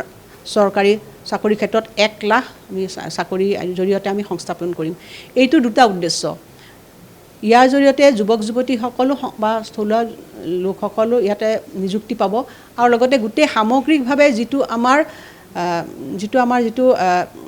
আমাৰ প্ৰশাসনিক ব্যৱস্থা, সেই ব্যৱস্থাটো আমি অধিক শক্তিশালী কৰিব লাগিব। 2টা কথা, যে প্ৰশাসনিক ব্যৱস্থাটো আমাৰ কৰ্মচাৰীসকলৰ জৰিয়তে সেইটো শক্তিশালী হ'ব লাগিব, দ্বিতীয়তে নিয়োগ, এই 2টাৰ মাজে সামঞ্জস্য ৰাখি পেলাই আমি এটা শক্তিশালী সিদ্ধান্ত গ্ৰহণ কৰিছোঁ, যিটো ঐতিহাসিক সিদ্ধান্ত। আপোনালোকে দেখিছে সুদীৰ্ঘকালীন মই হাউচত আছোঁ, আজিলৈ কিন্তু কোনো চৰকাৰে এনেকুৱা ধৰণৰ সাহসী সিদ্ধান্ত গ্ৰহণ কৰিব পৰা নাই। ৭,০০০ কোটি টকা মাফৰ কথা। আপুনি মাইক্ৰ' ফাইনেন্সৰ কথা কৈছে, মই তাৰ আঁত ধৰি এটা কথা সুধিম। মাইক্ৰ' ফাইনেন্সক লৈ পেলাই নিৰ্বাচনৰ পূৰ্বে যিটো প্ৰতিশ্ৰুতি আছিল আৰু পৰৱৰ্তী সময়ত চৰকাৰৰ ঘোষণা বা আজি বাজেটতো দেখা গ'ল, ক'ৰবাত কিছু সামঞ্জস্য দেখা হোৱা নাইকিয়া। প্ৰথমে সম্পূৰ্ণ ঋণ মাফৰ কথা আছিলে বা সেই বিষয়টোক লৈ পেলাই বিতৰ্ক এটাও হৈ আছে, কিবা ক'ব নেকি? তাততো আমি এই প্ৰচেষ্টাটো সম্পূৰ্ণ কেটেগৰাইজেশ্যন কৰা হৈছে, 3টা কেটেগৰীত কেনেধৰণে সকাহ দিয়া হ'ব সেইটো স্পষ্ট কৰা হৈছে। প্ৰথমতে ইয়াৰ যিটো লোন কম্পনেণ্ট 12,000 কোটিলৈ ৰখা হৈছিলে, তাৰপিছতো কমি গ'ল, কমি পেলাই এতিয়া আমি সামগ্ৰিকভাৱে 7,500 কোটিলৈ আহিলোঁ। গতিকে কথাটো হ'ল যে আজি আমি এই আঁচনিখন যাতে কোনো মানুহে যাতে আচলতে আমাৰ হেৰিসকলক, আমাৰ দৰিদ্ৰ লোকসকলক আচলতে যাতে শোষণ কৰিব নোৱাৰে বা তেওঁলোকক আচলতে লোনটো ল'বই লাগিব, গতিকে যিহেতু সেইটো এটা কথা গোটেই কথাবিলাক আগত ৰাখি পেলাই এটা অতি বলিষ্ঠ সিদ্ধান্ত গ্ৰহণ কৰিছে আৰু মই প্ৰথমতে আৰু ক'লোৱে আপোনাক যে প্ৰতিশ্ৰুতি পালন সেইটো বৰ ডাঙৰ কথা ঠিক আছে আৰু দুটা প্ৰসংগ বাইদেউ আপোনাৰ ওচৰলৈ ধন্যবাদ ৰাণা মই এইখিনি সময় যিহেতু তেখেতে যথেষ্ট ব্যস্ত আৰু আপুনি যদিও বা সুধিছে মই পৰৱৰ্তী সময়ত দেখুৱাবলৈ যত্ন কৰিম সেইখিনি কাৰণ আমি আলোচনাৰ মাজলৈ উভতি আহিব লাগিব মই শৰ্মা ডাঙৰীয়া আপোনাৰ কাষলৈ আহিছোঁ এই যে মাইক্ৰ' ফাইনেন্সৰ প্ৰসংগটোক লৈ কেতবোৰ কথা আৰু তেখেতে কৈছে যে দায়বদ্ধতা ৰাইজৰ ওচৰত দায়বদ্ধতা প্ৰতিশ্ৰুতিৰ দায়বদ্ধতা গতিকে তেওঁলোকে প্ৰতিশ্ৰুতি দিলে 1 লাখ চাকৰিৰ কথাটো ক'লে আৰু 1 লাখ চাকৰিৰ প্ৰসংগটো প্ৰথমে তাৰপিছত পৰ্যায়ক্ৰমে আৰু 1 লাখ দিব এই কথাখিনি আছিল প্ৰাৰম্ভিক পৰ্যায়ত 1 লাখ চাকৰি কোন বিভাগত কিমান খালী হৈছে এইখিনি কথা বাৰু ক'লে কিন্তু মাইক্ৰ' ফাইনেন্স ক'ৰবাত নহয় ক'ৰবাত কৰদাতাসকলৰ টকাৰে এই যে মাইক্ৰ' ফাইনেন্সক লৈ অতবোৰ আলোচনা বিলোচনা হ'ল বিৰোধিতা হ'ল চৰকাৰে কিন্তু নিজৰ সিদ্ধান্তৰ পৰা আঁতৰি নাহিল বিভিন্ন পক্ষই চৰকাৰৰ সমালোচনাও কৰিলে যে আপোনালোকে আমি যিসকলে কৰ দি আছোঁ আমাৰ টকাৰে এতিয়া 7,500 কোটি টকা হ'লেও কম টকা নহয় ঋণ মাফৰ কাৰণে সেই টকা দিবলৈ গ'লে আমি বহু ক্ষেত্ৰত বহু উন্নয়নৰ সৈতে আপোচ কৰিব লাগিব বহু ক্ষেত্ৰৰ সৈতে আমি আপোচ কৰিবলগীয়া হৈছে এই কথাখিনিও সত্য কিন্তু চৰকাৰ দায়বদ্ধতাৰে এই কথাখিনি ৰখাৰ কথা তেখেতে উল্লেখ কৰিছে এই কথাখিনি আপুনি কেনেধৰণে পৰ্যবেক্ষণ কৰিছে মই যদি সেই 1 লাখৰ নিবনুৱাৰ সেইটো কম নেকি কথাটো সেইটো মই এটা ক'বলৈ আছে পইণ্ট আমি আচলতে এতিয়া কি হয় কোভিড টাইমছৰ যিটো আমাৰ মেডিকেল ফেচিলিটি দেখিলোঁ নহয় সেই ফেচিলিটি মেন কৰিবৰ কাৰণে আমি কিছুমান ডিপাৰ্টমেণ্ট যদিও আছে তাত যে ইমানখিনি খালী আছে সেই মানুহবোৰ তাৰ পৰা কাটি নি পেলাই বোধহয় মেডিকেল কলেজ এইটো ডিপাৰ্টমেণ্টত দিয়াটো দৰকাৰ কাৰণ আমাক বহুত আমাৰ যিটো এতিয়া আমাৰ যিটো লাগতিয়াল আছে মেডিকেলৰ ফেচিলিটিবোৰ যিটো একদম দৰকাৰ সেইটো দৰকাৰ কাৰণে আমাৰ মানুহ নাই গতিকে এইবোৰ ৰিটেইন কৰি হয়তো দিব পাৰে সেইটো এটা মই বেলেগকৈ চাব লাগিব মাইক্ৰ' ফাইনেন্সৰ ক্ষেত্ৰত মোৰ ক'বলৈও বহুত আছিলে এটা কথা আছে আমাৰ মহিলাখিনি কেতিয়াও বিচৰা নাছিল যে আমাক ঋণ মাফ কৰি দিয়ক তেওঁলোকে কৈছিলে যে আমাক কেৱল এই যে মাইক্ৰ' ফাইনেন্সৰ তলৰ যিখিনি নিবনুৱা তেওঁলোকৰ যিখিনি মানুহ আছে তেওঁলোকৰ পৰা আমাক যিটো আমাক হাৰাশাস্তি কৰি আছে সেইটোৰ পৰা আমাক যাতে মুক্ত কৰক আৰু যিটো গভৰ্ণমেণ্টে এটা কৰিছিলে এখন তাৰপিছত তেনেকৈ থাকিলে এতিয়াও বোধহয় লাগু কৰা নাই এখন গতিকে তাৰপিছত কি হ'ল পলিটিকেল পাৰ্টি হয় কোনোবাই কৈছে যে কংগ্ৰেছে আহিলে বা এনেকৈ ক'লে যে প্ৰমিছ কৰিলে তেওঁলোকে প্ৰমিছ কৰাৰ পিছত মই এতিয়ালৈকে দেখা নাপালোঁ যে আমাৰ গভৰ্ণমেণ্টে মাইক্ৰ' ফাইনেন্স MI ইনষ্টিটিউশ্যনৰ কথা পাতিলে তেওঁলোকৰ লগত যিখিনি ধৰুৱা যিখিনি আচলতে যিখিনি চাফাৰ কৰিছে তেওঁলোকৰ ৰিপ্ৰেজেণ্টেটিভ তেওঁলোকে যিটো বিচাৰি আছে তেওঁলোকক সেইটো সোধা এতিয়ালৈকে নহ'ল ধৰি ল'লোঁ যে আমি জানো তেওঁলোকৰ কি প্ৰব্লেম হৈছিলে আৰু এতিয়াও যেনেকৈ কয় নহয় আমাৰ মানুহখিনিয়ে মটৰচাইকেল কিনিছে এইটো কৰিছে আমি চবেই কৈ থাকোঁ এইটো তাৰমানে দুখটো আমি তাই মহিলাখিনিকে দিওঁ যি লোন লৈ পেলাই মটৰচাইকেল কিনিলে কিন্তু প্ৰব্লেম আছে মাইক্ৰ' ফাইনেন্স যদি জানে তেতিয়াহ'লে আচলতে মাইক্ৰ' ফাইনেন্স গোটেইবোৰ অপাৰেশ্যনত গৈ পেলাই তেওঁলোকে কি কৰিছিলে লোন যাকে যেনেকৈ পায় লোনবোৰ জাপি দিছিলে তেওঁলোকে নাজানে কি লোন বস্তু চাইন কৰ লোনটো লৈ লওঁ পিছত যে কি হ'ব গতিকে সেই যিহেতু তেওঁলোকৰ ফাইনেন্সিয়েল শ্যাম কানু মহন্তে কৈছে যে ফাইনেন্সিয়েল ইনক্লুজনৰ ওপৰত এই যিটো লিটাৰেচি বুলি কয় নহয় তেওঁলোকে নাজানে সেইটো নাজানে গতিকে তেওঁলোকক দুখ দিয়াটো একদম অনুচিত কাৰণ যিবোৰে জানে গভৰ্ণমেণ্টৰ RBI ৰুলটো সেই টকাৰে কিন্তু কিছু সংখ্যকে একেবাৰে মুষ্টিমেয় এটা সংখ্যাই কিন্তু ভাল কামো কৰিছে মুষ্টিমেয় কাৰণ কি হয় যেনেকৈ সেই এনুৱেল ৰিপৰ্টত দুটামান পিকচাৰ দি দিয়ে মাইক্ৰ' ফাইনেন্স ইনষ্টিটিউটৰ দি পেলাই কৈছে আমি চব ভাল কৰিম আচলতে এবাৰ 5% মানে ভাল কৰে 95%নে ধৰুৱা হৈ যায় বেছি ঋণী হৈ যায় অধিক ঋণী গতিকে সেই এটা আছে অন্ধ্ৰপ্ৰদেশ অসমৰ মই কেলকুলেট কৰোঁ মই কম্পেয়াৰ কৰিছোঁ দেই 2010ত মই গৈছোঁ অন্ধ্ৰপ্ৰদেশত বিকজ মই সাধাৰণতে তেতিয়া ভাইচ চেয়াৰমেন আছিলোঁ এই all India association of micro' finance তাত যাওঁতে আমাকতো একে প্ৰেছৰ মানুহখিনি আমাক অলপ মাৰিবলৈ ওলায় বোলে ইয়াত 73 মানুহ ছুইচাইড কৰিছে এইখিনি কাৰণে মাইক্ৰ' ফাইনেন্স লৈ পেলাই গতিকে অন্ধ্ৰপ্ৰদেশত তেওঁলোকে যেতিয়া আহিলে কৃষ্ণা ডিষ্ট্ৰিক্টত আৰম্ভ হৈছিলে এৰেষ্ট কৰিব ওলাইছিলে RBI সোমাই পেলাই বোলে এইখিনি আমাৰ মানুহ তেতিয়ালৈকে কিন্তু MFIবোৰ মাইক্ৰ' ফাইনেন্স RBI নাছিলে তেতিয়ালৈকে তাৰপিছতে RBI ল'লে মালিগাঁও কমিটিৰ পিছত কিন্তু তথাপি RBI সোমালে ইহঁতক উদ্ধাৰ কৰিব নহ'লে ইহঁতক এৰেষ্ট কৰিব আহিলে অহাৰ পিছত কিন্তু তাত কোনো এটা লোন মাফ নকৰি নিদিলে গভৰ্ণমেণ্টে ফলত কি হ'ল ICICI বেংক আমি চিডবি এনে ডাঙৰ লোন দিছিলে চবেই মাৰ খালে বেংকবোৰ ডাঙৰ MFIবোৰ মাৰ খালে মানুহখিনি একো নহ'লগৈ গভৰ্ণমেণ্টৰ একো নহ'লগৈ আমাৰ বোধহয় আমি বেছি অলপ আগবাঢ়ি গ'লোঁ যে আমি লোনখিনি মাফ কৰি দি পেলাই মানুহখিনিক দি দিওঁ আৰু ভাবোঁ যে আমি খুব ডাঙৰ কাম কৰিছোঁ গভৰ্ণমেণ্টে ভাবিছে মোৰ ধাৰণা দেই সেইটো নকৰিলেও হ'লহেঁতেন কিন্তু তথাপিও মই যিমান এতিয়ালৈ লোন এৱেৰ মই অলপ কথাটো কওঁ অমীয়া দাই যিটো কথা কৈছে অমীয়া ক'ব খুজিছে যে লোনটো মাফ নকৰা হ'লেও বেংকবোৰে যিহেতু লোনটো চাওক কিছুমান জাতীয় কিছুমান মাইক্ৰ' ফাইনেন্স ইনষ্টিটিউশ্যন আছে আগতে যিবোৰ মাইক্ৰ' ফাইনেন্স আমাৰ কাম কৰিছিলে যে নেট ফ্ৰী কৰিছিলে, RGBN কৰিছিলে, আৰু কিছুমান মংগলদৈ এইটো কি বুলি কয় সত্ৰ কেইটামান ভাল কাম আছে। কৰি আছিলে কৰি থাকোঁতে তেতিয়া কিন্তু ৰিকভাৰীটো 100% আছিল। সেই সময়ত যেতিয়া মাইক্ৰ' ফাইনেন্সৰ কথা কোৱা হয় খুব ভাল ৰিকভাৰী আছে। বেয়া কেতিয়াবা হ'ল যেতিয়াবা কেইটামান বাহিৰৰ অনুষ্ঠান আহিলে, মোৰ যদি কেপাচিটি 10,000 টকা আছে, মই 10,000 টকা লোন লোৱাটো উচিত। মোক যদি আপুনি 1 লাখ টকা লোন দি দিয়ে, মই ডিফল্ট কৰিম। চ' এতিয়া যে ডিফল্ট কৰিছে, সেই ডিফল্ট কৰোঁতে ইনষ্টিটিউশ্যনৰ যথেষ্ট ভুল আছিলে। এই মানুহে জোৰ জবৰদস্তি যদি 1 লাখ টকা লোন দিছে, 90,000 টকা বেছি টকা লোন দিছে, তেওঁলোকে এই যিটো ভুলটোৰ কাৰণে তেওঁলোকে পইচাটো দিব লাগিছিলে। চ' মই এইটো কথা ভাবোঁ যে এই যিটো কথা কোৱা হৈছে, এতিয়া যাৰ ভুলৰ কাৰণে যদি বেংকে যদি অভাৰ ফাইনেন্সিং কৰিছে, সেইকেইজন মাইক্ৰ' ফাইনেন্স ইনষ্টিটিউশ্যনক তেওঁলোকক এইটো পানিছ কৰিব লাগে। ঠিক আছে, কাৰণ 12,500 কোটি টকাৰ মই এই কথাখিনিকে উলিয়াই লৈছোঁ। মোৰ যিটো ক'বলগীয়া আছে যে ডেভেলপমেণ্ট প্ৰজেক্ট আৰু হোৱাটো আমি বিচাৰিছিলোঁ, ঠিক আছে। উন্নয়নমান প্ৰকল্প আমি যিভাগে বিচাৰিছিলোঁ সিমান এটা প্ৰকল্প ইয়াত দেখা নাই। মই ৰফিকুল ইছলাম, যথেষ্ট সময় আপুনি মৌন হৈ থাকিবলগীয়া আছে, মই আহিছোঁ আপোনাৰ কাষলৈ। বাইদেউ ক'লে সাহসী পদক্ষেপ হয়, 7,000 কোটি টকা আপুনি মাফ কৰিব, সাহসী পদক্ষেপ, এইটো আমি ঠিকেই আছে এই কথাখিনি। কিন্তু 26,000 গাঁৱত 26,000 কোটি টকা কেঞ্চেল কৰাটো এইটোও কিন্তু সাহসী পদক্ষেপ হৈছে। যে যোৱা বছৰ যিটো কমিটমেণ্ট আছিল যে প্ৰত্যেক গাঁৱত মানে 1 কোটি টকা দিয়া হ'ব, 26,000 গাঁৱত যদি আপুনি কিমান হিচাপ 26,000 কোটি হ'ব, তো 26,000 কোটি কেঞ্চেল কৰি 700 কোটি টকা মাফ কৰি দিয়া, এইটো দুটা সাহসী পদক্ষেপ। গতিকে ইতিমধ্যে আমাৰ এখেতসকলে বিশ্লেষণ মাফ কৰা নাই, প্ৰত্যেকটো মাফ কৰা মানে নাই, আপোনাৰ বাজেটত নাই, তাৰ কাৰণে কোনো পইচাই নাই, তাৰ কাৰণে কোনো পইচাই নাই। কিমানে পাইছে সেই কথাখিনি আমি নিশ্চয় জানিব কিমানে লাগিব। পাইছে সেইখিনি নাই পোৱা, জানিব এতিয়া লাগিব। দিব লাগিছিল, টাইম ক'ভিডৰ কাৰণে এইবিলাক ছাছপেণ্ড হৈ গ'ল, হয়। এতিয়া এইবাৰ কৰিব লাগিছিল, এইটো কণ্টিনিউ কৰিব লাগিছিল। অৰুণোদয় কণ্টিনিউ আছে, ঠিকে আছে অৰুণোদয়, কিন্তু এই প্ৰত্যেক গাঁৱত 1 কোটি ডেভেলপমেণ্টৰ কাৰণে যিটো দিয়ে কণ্টিনিউ হ'ব লাগিছিল। পুখুৰীৰ কথা কৈছে, 10,000 পুখুৰী আপোনাৰ তেখেতসকলে কেবিনেটত সিদ্ধান্ত লৈছে MGNৰেগাৰ পইচা দি এতিয়া পুখুৰী খান্দিব গাঁৱত। তো চেণ্ট্ৰেলৰ পইচা আছে, ঠিকে আছে, ভাল কথা, সেইটোতো হ'বই, সেইখিনি হ'ব। চেণ্ট্ৰেল স্কিম আছে পুখুৰী 10,000 নহয় 20,000ও আমি কৰিব পাৰিম। কিন্তু ষ্টেটে আমাৰ কি সিদ্ধান্ত ল'লে এই বিষয়ে,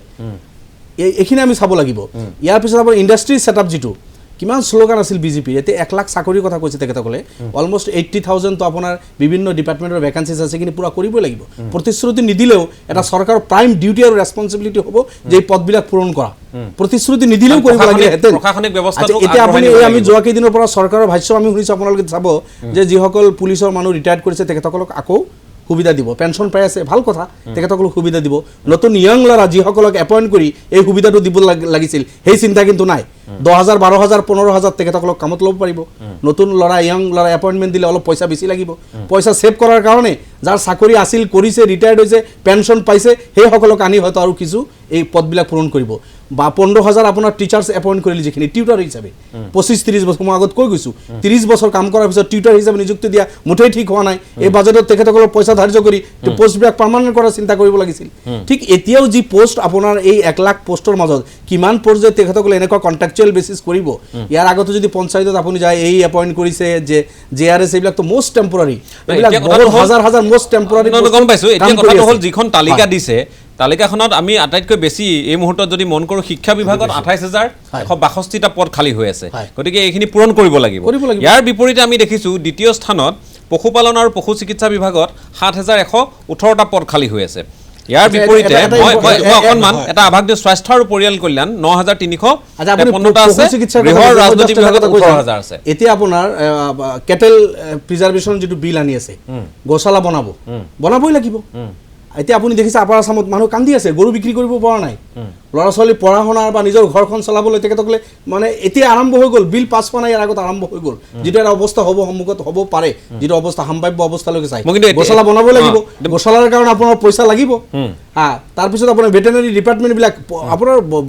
যি ডক্টৰে আপোনাৰ চাৰ্টিফিকেট দিব লাগিব, ডক্টৰ নাই তেখেতসকলৰ ওচৰত। আপুনি ইনফ্ৰাষ্ট্ৰাকচাৰ চাব, ইমান মানে গেলি গৈছে আমাৰ ডিষ্ট্ৰিক্টবিলাকত। যদি আপুনি ভেটেনেৰী হস্পিটেলবিলাক এনেকুৱা অৱস্থা চাই, আপুনি মই এটা কুৱেশ্যন দিছিলোঁ,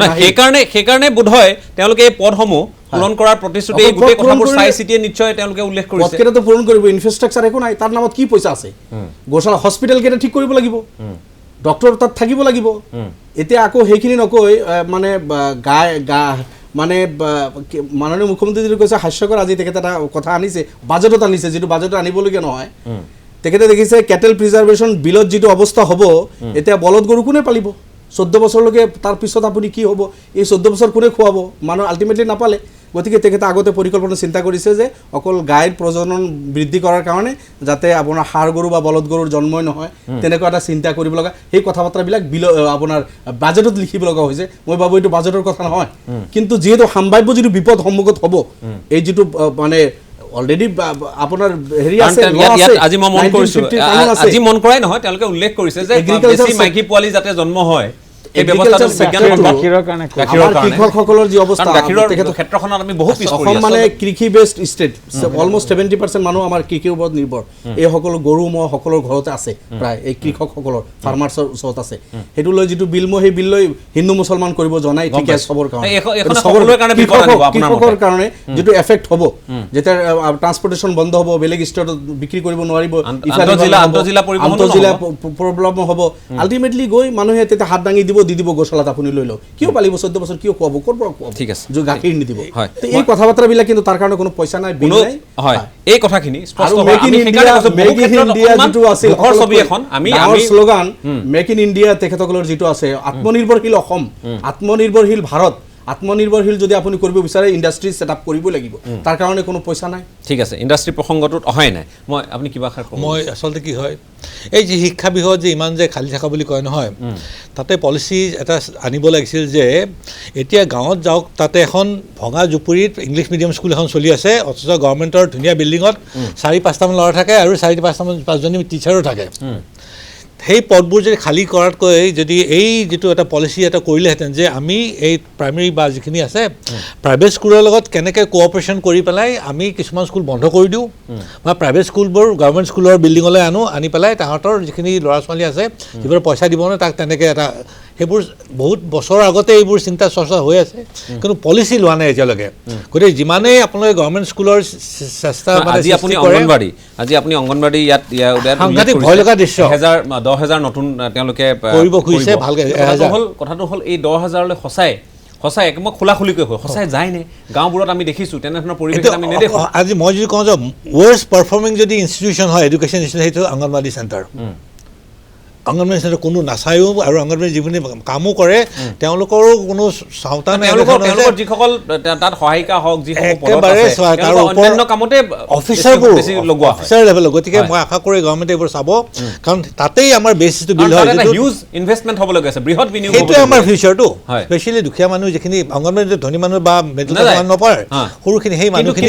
তেওঁলোকেও আজিকালি পৰাপক্ষত আমি সেইটোৱে মন কৰিছোঁ যে ক'ৰবাত নহয় ক'ৰবাত আমাৰ নীতিসমূহ স্পষ্ট হোৱাটো প্ৰয়োজন আছে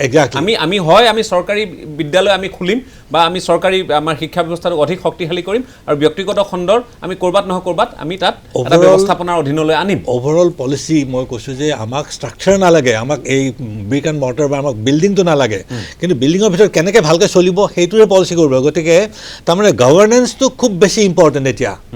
এখন বিল্ডিং এটা কৰি দিয়া নহয় যে আমি ইউনিভাৰ্চিটি মস্ত বিল্ডিং বনাই দিলোঁ হস্পিটেলৰ মস্ত বিল্ডিং দিলোঁ কিন্তু হস্পিটেলখন কেনেকৈ চলিছে সেইটোতহে জোৰ দিব লাগে আৰু সেইবোৰ পলিচি বোধহয় আমাৰ বাজেটত এই 5 বছৰ কৰি দিব লাগে মই এই গোটেই আপোনালোকৰ সৈতে আৰু কথা পাতিম কিন্তু অখিল গগৈ আজি বিধায়ক শিৱসাগৰৰ তেখেতে কি ক'লে অকণমান যদি মই সম্ভৱ হয় দেখুৱাই ল'ব খুজিছোঁ চৰ্চাত আছে অখিল গগৈ এইকেইদিন নাই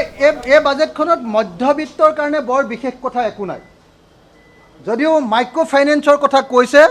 মাইক্ৰ' ফাইনেন্সৰ যিবিলাক ব্যৱস্থা ইয়াত ৰাখিছে এইবিলাক ব্যৱস্থাৰ জৰিয়তে প্ৰকৃত অৰ্থত মাইক্ৰ' ফাইনেন্সৰ ধাৰ লোৱা মানুহবিলাক উপকৃত নহয় এনে কেৱল টোপ দিয়া হৈছে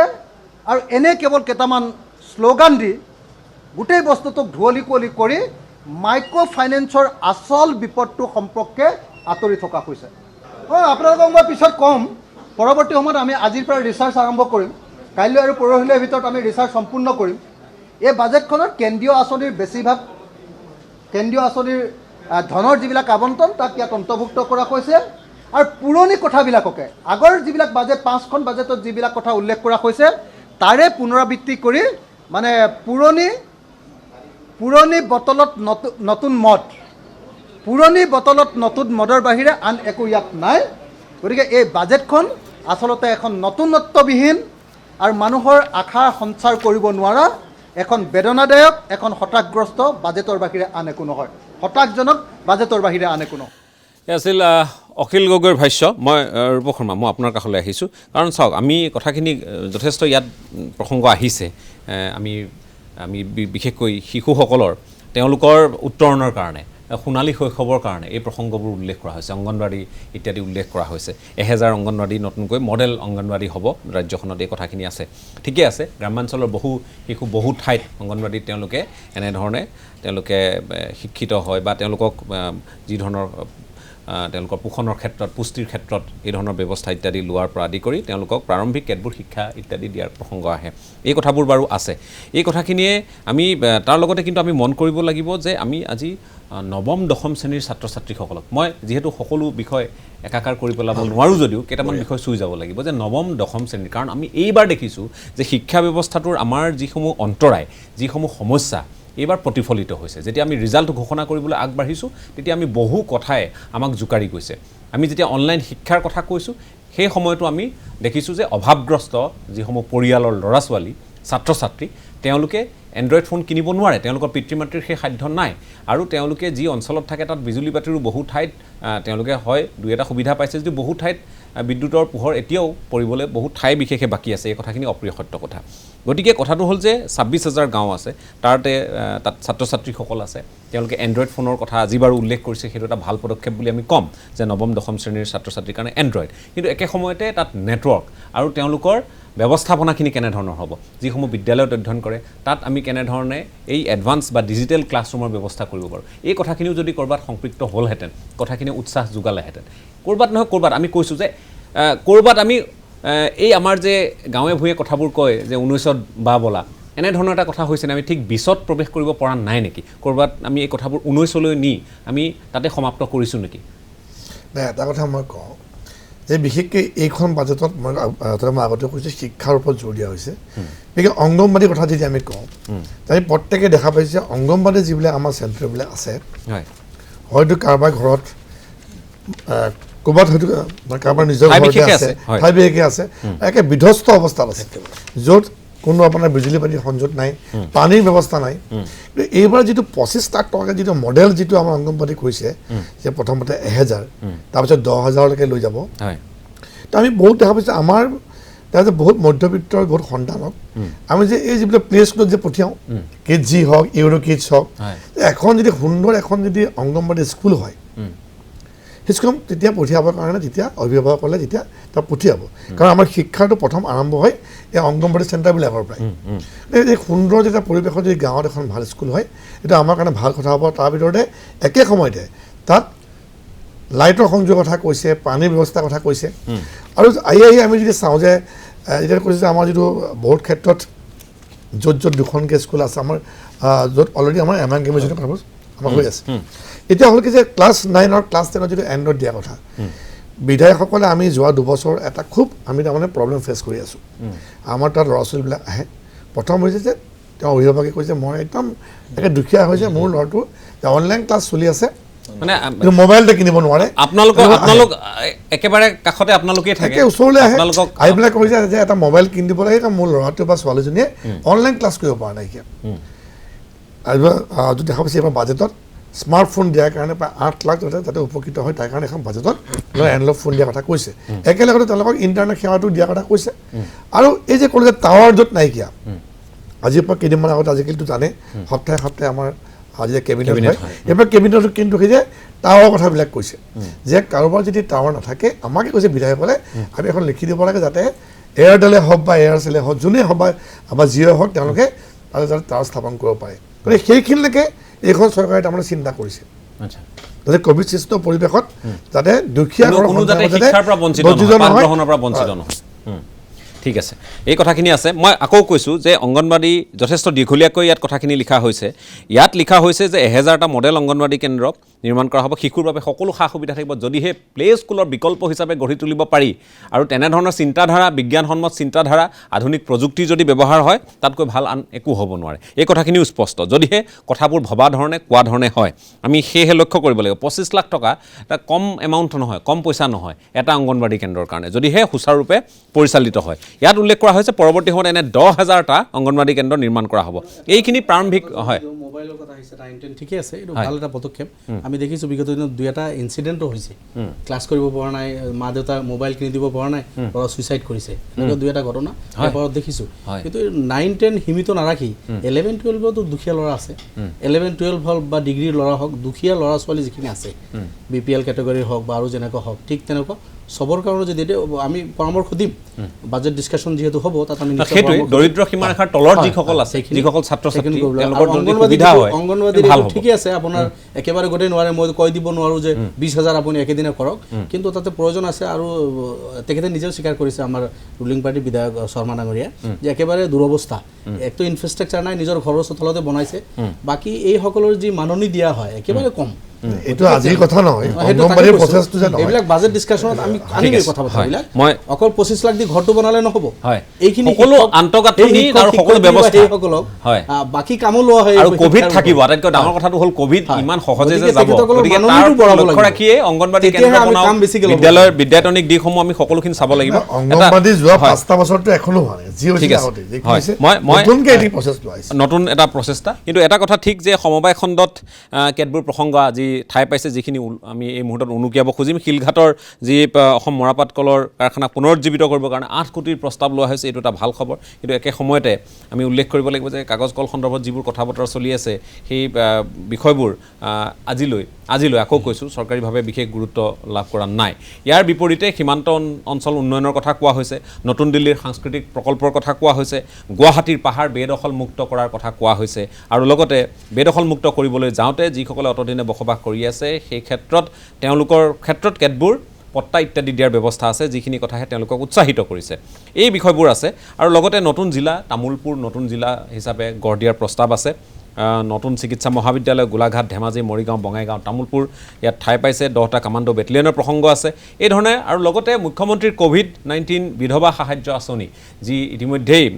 আমি দেখিবলৈ পাইছোঁ যে 5 লাখ টকাৰ তলত উপাৰ্জন থকা পৰিয়ালৰ বিধৱা মহিলালৈ আৰ্থিক সাহায্য প্ৰদান কৰা হৈছে। আৰু 10 তাৰিখৰ এটা বিজ্ঞাপন আপোনালোকে সততে দেখি আছে, মুখ্যমন্ত্ৰীয়ে নিজেই তাত অংশ লৈছে, ৰাইজক সেই কথাখিনি নিশ্চিত প্ৰদান কৰিছে। যে কি নহওক এই প্ৰসংগবোৰ আছে। গতিকে মই শেষত যিহেতু এই অনুষ্ঠানৰ শেষত বিশেষ মন্তব্য ল'ব লাগিব, মই শ্যামকান্ত মহন্ত শেষত কি ক'ব? ৰাজনৈতিকভাৱে এখন সুন্দৰ বাজেট, যিবোৰ কমিটমেণ্ট কৰা হৈছে কৰিছে, 1 লাখৰ চাকৰি বা মাইক্ৰ' ফাইনেন্স বা অৰুণোদয় পইচা বহোৱা, ৰাজনৈতিকভাৱে এখন ভাল বাজেট। কোভিড সৃষ্ট পৰিৱেশত বহুখিনি সমস্যাৰ মাজত এখন বাজেট দিছে, তেওঁলোকে শিক্ষা ক্ষেত্ৰত, স্বাস্থ্য খণ্ডত বেছিক যিকেইটা কৰাটো উচিত, বা ৰাস্তাৰ ক্ষেত্ৰত বা মথাৰীৰ ক্ষেত্ৰত যিখিনি কৰিছে অতিশয় সুন্দৰ হৈছে। খালি ইয়াত মোৰ সমস্যাটো হৈছে বিশেষকৈ চাকৰি সৃষ্টি, যিটো চৰকাৰে বুজাটো উচিত, অকল চৰকাৰে ৰাজ্যখনৰ আনএমপ্লয়মেণ্ট সমস্যা সমাধান কৰিব নোৱাৰে, ব্যক্তিগত খণ্ড ওলাই আনিব লাগিব। তাৰ প্ৰসাৰৰ কাৰণে চৰকাৰে ব্যৱস্থা কৰিব লাগিব, কাৰণ আমাৰ ইয়াত নিবনুৱাৰ সংখ্যা 30 লাখতকৈ বেছি আছে। 1 লাখ চাকৰি দিলেও 29 লাখ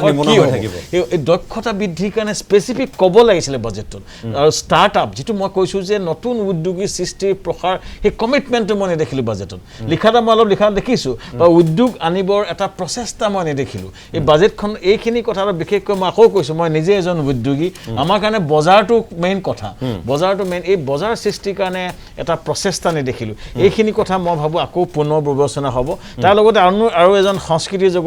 লগত জড়িত ব্যক্তি হৈছে ৰূপক শৰ্মাই। গম পাই আমি নৰ্থ ইষ্ট ফেষ্টিভেল ৰঙালী কৰোঁ, আমাৰ লগত বিভিন্ন শিল্পী কলাকুশলী ক্ৰন্দন আমি দেখি আছোঁ যে তেওঁলোকৰ থিয়েটাৰ শিল্পীৰ কাৰণে বা আমাৰ পৰ্যটন উদ্যোগৰ লগত জড়িতসকলৰ কাৰণে যদি বাজেটত যেতিয়া আকৌ ডিছকাশ্যন হয়, মই এটাই অনুৰোধ জনাম, চৰকাৰে আকৌ পুনৰ বিবেচনা কৰে যে 10,000 টকাই দি যিটো মিনিমাম এমাউণ্টৰ যদি তেওঁলোকলৈ যদি দিব পৰা যায়, তেনেহ'লে তেওঁলোক উপকৃত হ'ব, এই মানুহখিনি বাচিব। আটাইতকৈ ডাঙৰ কথা মই এটাই অনুৰোধ জনাম যে অংগনবাদী চেণ্টাৰ যিটো কনচেপ্ট, মডেল কনচেপ্টটো ভাল হৈছে, কিন্তু গ্ৰাউণ্ডত ডেলিভাৰী কৰা আমাৰ বহুত সমস্যা আছে। দেখিছোঁ আমি ইয়াত আমাৰ কিছুমান আইডিয়া যোৱাখন বাজেটত বৰ সাংঘাতিক আইডিয়া আছিলে আমাৰ, কিন্তু চাওক আমাৰ মুখ্যমন্ত্ৰীজন অতিশয় এজন এফিচিয়েণ্ট ব্যক্তি, ইয়াত কোনো দ্বিমত নাই। কিন্তু গ্ৰাউণ্ড গ্ৰাউণ্ডত ডেলিভাৰী কৰিবলৈ টীম এটা লাগিব এই টীমটো ভালকৈ চৰকাৰখনে লওক আৰু এই কথাখিনি যিখিনি কথা কৈছে সেইখিনি গ্ৰাউণ্ডত হওক সেইটোৱে আমাৰ আহ্বান জনাব ডেলিভাৰীটো যদি ভাল হয় সেইটো অতিশয় দৰকাৰী হ'ব আটাইতকৈ দৰকাৰী কথাটো আমি এইটোৱে চাব লাগে যে আমাৰ যিবোৰ সূচাংকবোৰ বহনক্ষম ক্ষমতাৰ সূচাংকৰ ক্ষেত্ৰত এটা স্পেচিফিক ডিপাৰ্টমেণ্ট লৈ চকু দিব লাগে আৰু বিশেষকৈ পিছপৰা অঞ্চলৰ কাৰণে যিখিনি প্ৰকল্প হৈছে চাহ জনগোষ্ঠী আৰু বিশেষকৈ বাকী সংখ্যালঘু অঞ্চলৰ এইখিনি অঞ্চলৰ কাৰণে স্পেচিফিক ফ'কাছ দি পেলাই আমি কিবা কৰি হ'লেও আমাৰ যিটো ভেটিটো মজবুত কৰিব লাগে ঘৰখনৰ যদি ভেটিটো মজবুত হয় ঘৰখন ভাল হয় অসমৰ সমস্যা এইটোৱে আমাৰ বহনক্ষম সূচাংকৰ যিবোৰ মানৱ সম্পদৰ যিবোৰ ভেটিটোৰ সূচাংক যথেষ্ট তলত আছে মই শৰ্মা ডাঙৰীয়া সময় যিহেতু কম আপোনাক ক'বলৈ জনাইছোঁ মোৰ এটা তৎক্ষণাত মনত পৰিছে যে যেনেকৈ মই কৈছোঁ নহয় চিফ মিনিষ্টাৰ যিজন সমগ্ৰ গ্ৰাম্য আঁচনি বুলি কৈছোঁ বহুত বস্তু তাত সোমাই আছে গতিকে তাত সেইটো ডিক্লেয়াৰ কৰি পেলাই যেনেকৈ 10,000 পুখুৰীৰ কথা কৈছে সেইবোৰ তাৰ পাৰ্টে হ'ব পাৰিলেহেঁতেন কিন্তু সেইটো বস্তু আঁতৰাৰ কাৰণে অলপ আচৰিত হ'লোঁ কিয় সেইটো কাৰণ ধুনীয়া প্ৰগ্ৰাম আছিলে যিমানবোৰ ইয়াত প্ৰগ্ৰাম আছে তাৰ ভিতৰত কাৰণ গাঁৱৰেতো আৰু সেইবোৰ তেতিয়াহ'লে ছেকেণ্ড থিং হ'ল যে আমি যোৱাবাৰ চিফ মিনিষ্টাৰ এডভাইজাৰী কমিটি হিচাপে আমি কিছুমান ৰেকমেণ্ডেশ্যন দিছিলোঁ যে ক'ভিড টাইমছত কি কৰিব লাগে ৰেকমেণ্ডেশ্যন ৱাইজ তাৰপিছত সেই গোটেই ৰেকমেণ্ডেশ্যন কি হ'ল গম নাপালোঁ তাতে বহুতখিনি ভাল ভাল ছাজেশ্যন দিয়া আছিলে এক্সপাৰ্টবোৰৰ পৰা আৰু এই ছাজেশ্যনবোৰ লৈ পেলাই বোধহয় আমি এইটো বাজেটত ইনক্লুড কৰিলে এটা ধুনীয়াকৈ এটা দিশ নিৰ্ণয় কৰা হ'লহেঁতেন যে 5 বছৰ বা অহা 10 বছৰৰ কাৰণে কি কৰিব লাগে চৰকাৰে সেইটো কৰিলে আমি কেনেকৈ আগবাঢ়ি গৈ থাকিব পাৰিলেহেঁতেন এটা মোৰ চিন্তা হয় যে আমি যদি এনেকৈ পইচা চবকে এনেকৈ দি থাকোঁ নহয় এটা ধুনীয়াকৈ কথা কয় সেইটো বেছি আজিকালি হৈছে বেছি মানে চবেই গম পোৱা হ'ল যে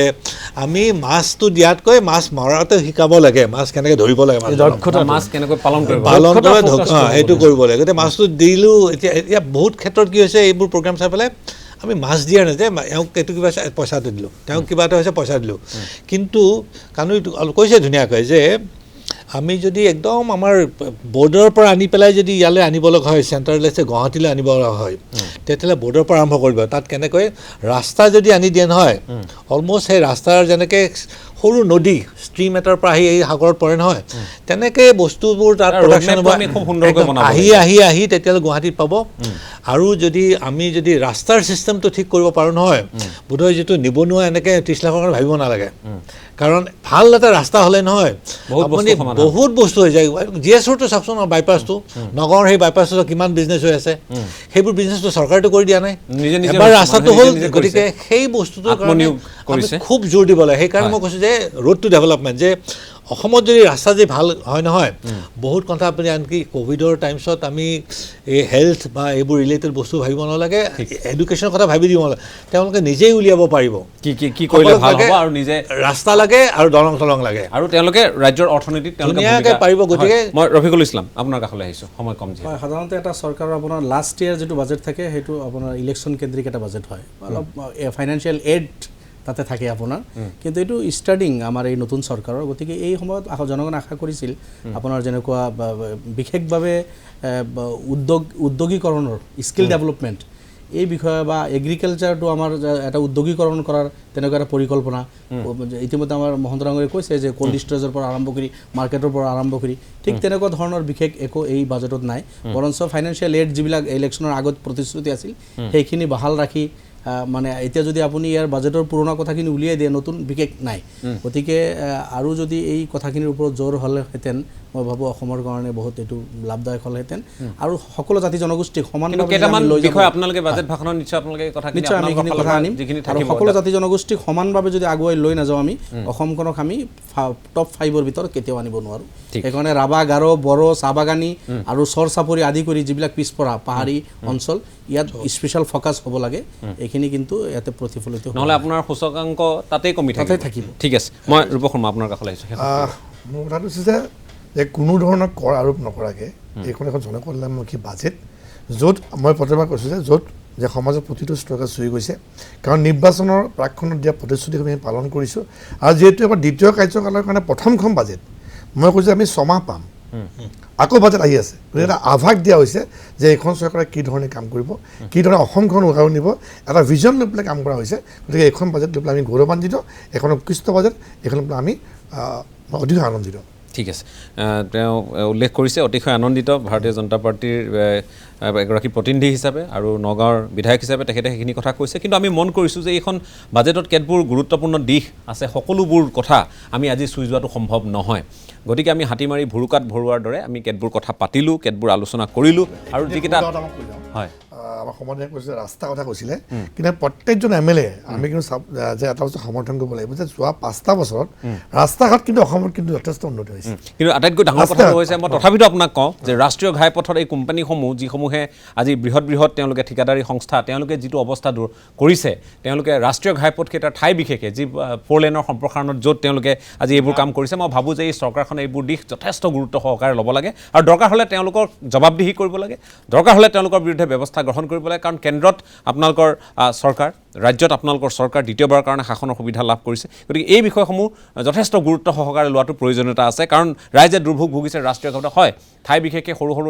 সৰু অঞ্চলসমূহত গাঁৱে ভূঞে বহু ঠাইত পূৰ্বতকৈ বহু উন্নতি হৈছে পথৰ ক্ষেত্ৰত এই কথা আমি দেখিছোঁ আৰু আমি সেইখিনি ক্ষেত্ৰত পক্ষপাতিত্বমূলক আচৰণ কৰি কথা কোৱা উচিত নহ'ব কিন্তু ৰাষ্ট্ৰীয় ঘাইপথৰ বেলিকা কিন্তু দুৰৱস্থা আমি সকলোৱে দেখিছোঁ আৰু এই কোম্পানীসমূহে ৰাইজক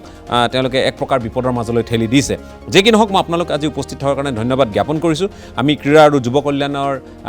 দপ্তৰৰ কথা আমি উল্লেখ নকৰিলোঁ আলোচনা কৰিবলৈ সময় নাপালোঁ এই কথাও ঠিক কিন্তু আৰু যথেষ্টকেইটা ইয়াত ভাল কথা বতৰা আমি ইয়াত সন্নিৱিষ্ট হোৱা দেখিছোঁ চাহ জনজাতি প্ৰসংগৰ ক্ষেত্ৰতো যথেষ্টখিনি কল্যাণকামী আঁচনিৰ কথা কোৱা হৈছে খিলঞ্জীয়া মুছলমানসকলৰ কাৰণে কোৱা হৈছে ভাষিক সংখ্যালঘুৰ কাৰণে কোৱা হৈছে এই ধৰণৰ কথা বতৰাবোৰ আচলতে কথাটো হ'ল যে এই বাজেটত আমি বহু কথাই লিখোঁ লিপিবদ্ধ কৰোঁ এয়া আজিৰ কথা নহয় কিন্তু ইয়াৰ আপুনি দেখিব পুঁজি বিনিয়োগ কিমান হৈছে তাতোতকৈ ডাঙৰ কথা হৈছে কিমান সুচাৰুৰূপে এই বাজেটৰ দফাসমূহ কাৰ্যকৰী হয় এই ক্ষেত্ৰত কিন্তু সকলোৱে এটা দৃষ্টি ৰখাটো প্ৰয়োজন আৰু আজি যিহেতু আজিৰ তাৰিখত সকলোৱে কৈছে যে ডক্টৰ হিমন্ত বিশ্ব শৰ্মাই এটা নতুনত্ব আনিব খুজিছে বিধায়কসকলৰ তেনেধৰণৰ সহযোগিতা বিচাৰিছে গতিকে বিধায়কসকলেও মুখ্যমন্ত্ৰীয়ে কোৱা কথাখিনিৰ ওপৰত গুৰুত্ব দি আমি ভাবোঁ যে য'ত সমস্যা আছে পোনপটীয়াকৈ এই কথাখিনি সমাধান হোৱাটোত গুৰুত্ব আৰোপ কৰিব লাগে কাৰণ যদি তদাৰক নকৰে ভালকৈ নাচায় এই বিষয়সমূহ তেতিয়াহ'লে কিন্তু এই বিষয়সমূহে কেৱল চৰ্চাৰ মাজতে আবদ্ধ হৈ থাকিব কোনো ফল নধৰিব যে কি নহওক পুনৰবাৰ আপোনালোকক ধন্যবাদ জ্ঞাপন কৰি আজিৰ পৰ্যবেক্ষণ ইমানতে সামৰণি মাৰিছোঁ ধন্যবাদ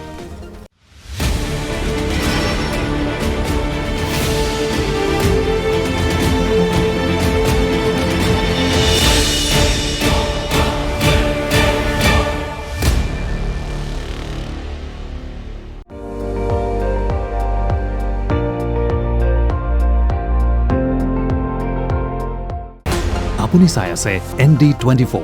সৰ্বশ্ৰেষ্ঠ নহয় সৰ্বোত্তমৰ দৌৰত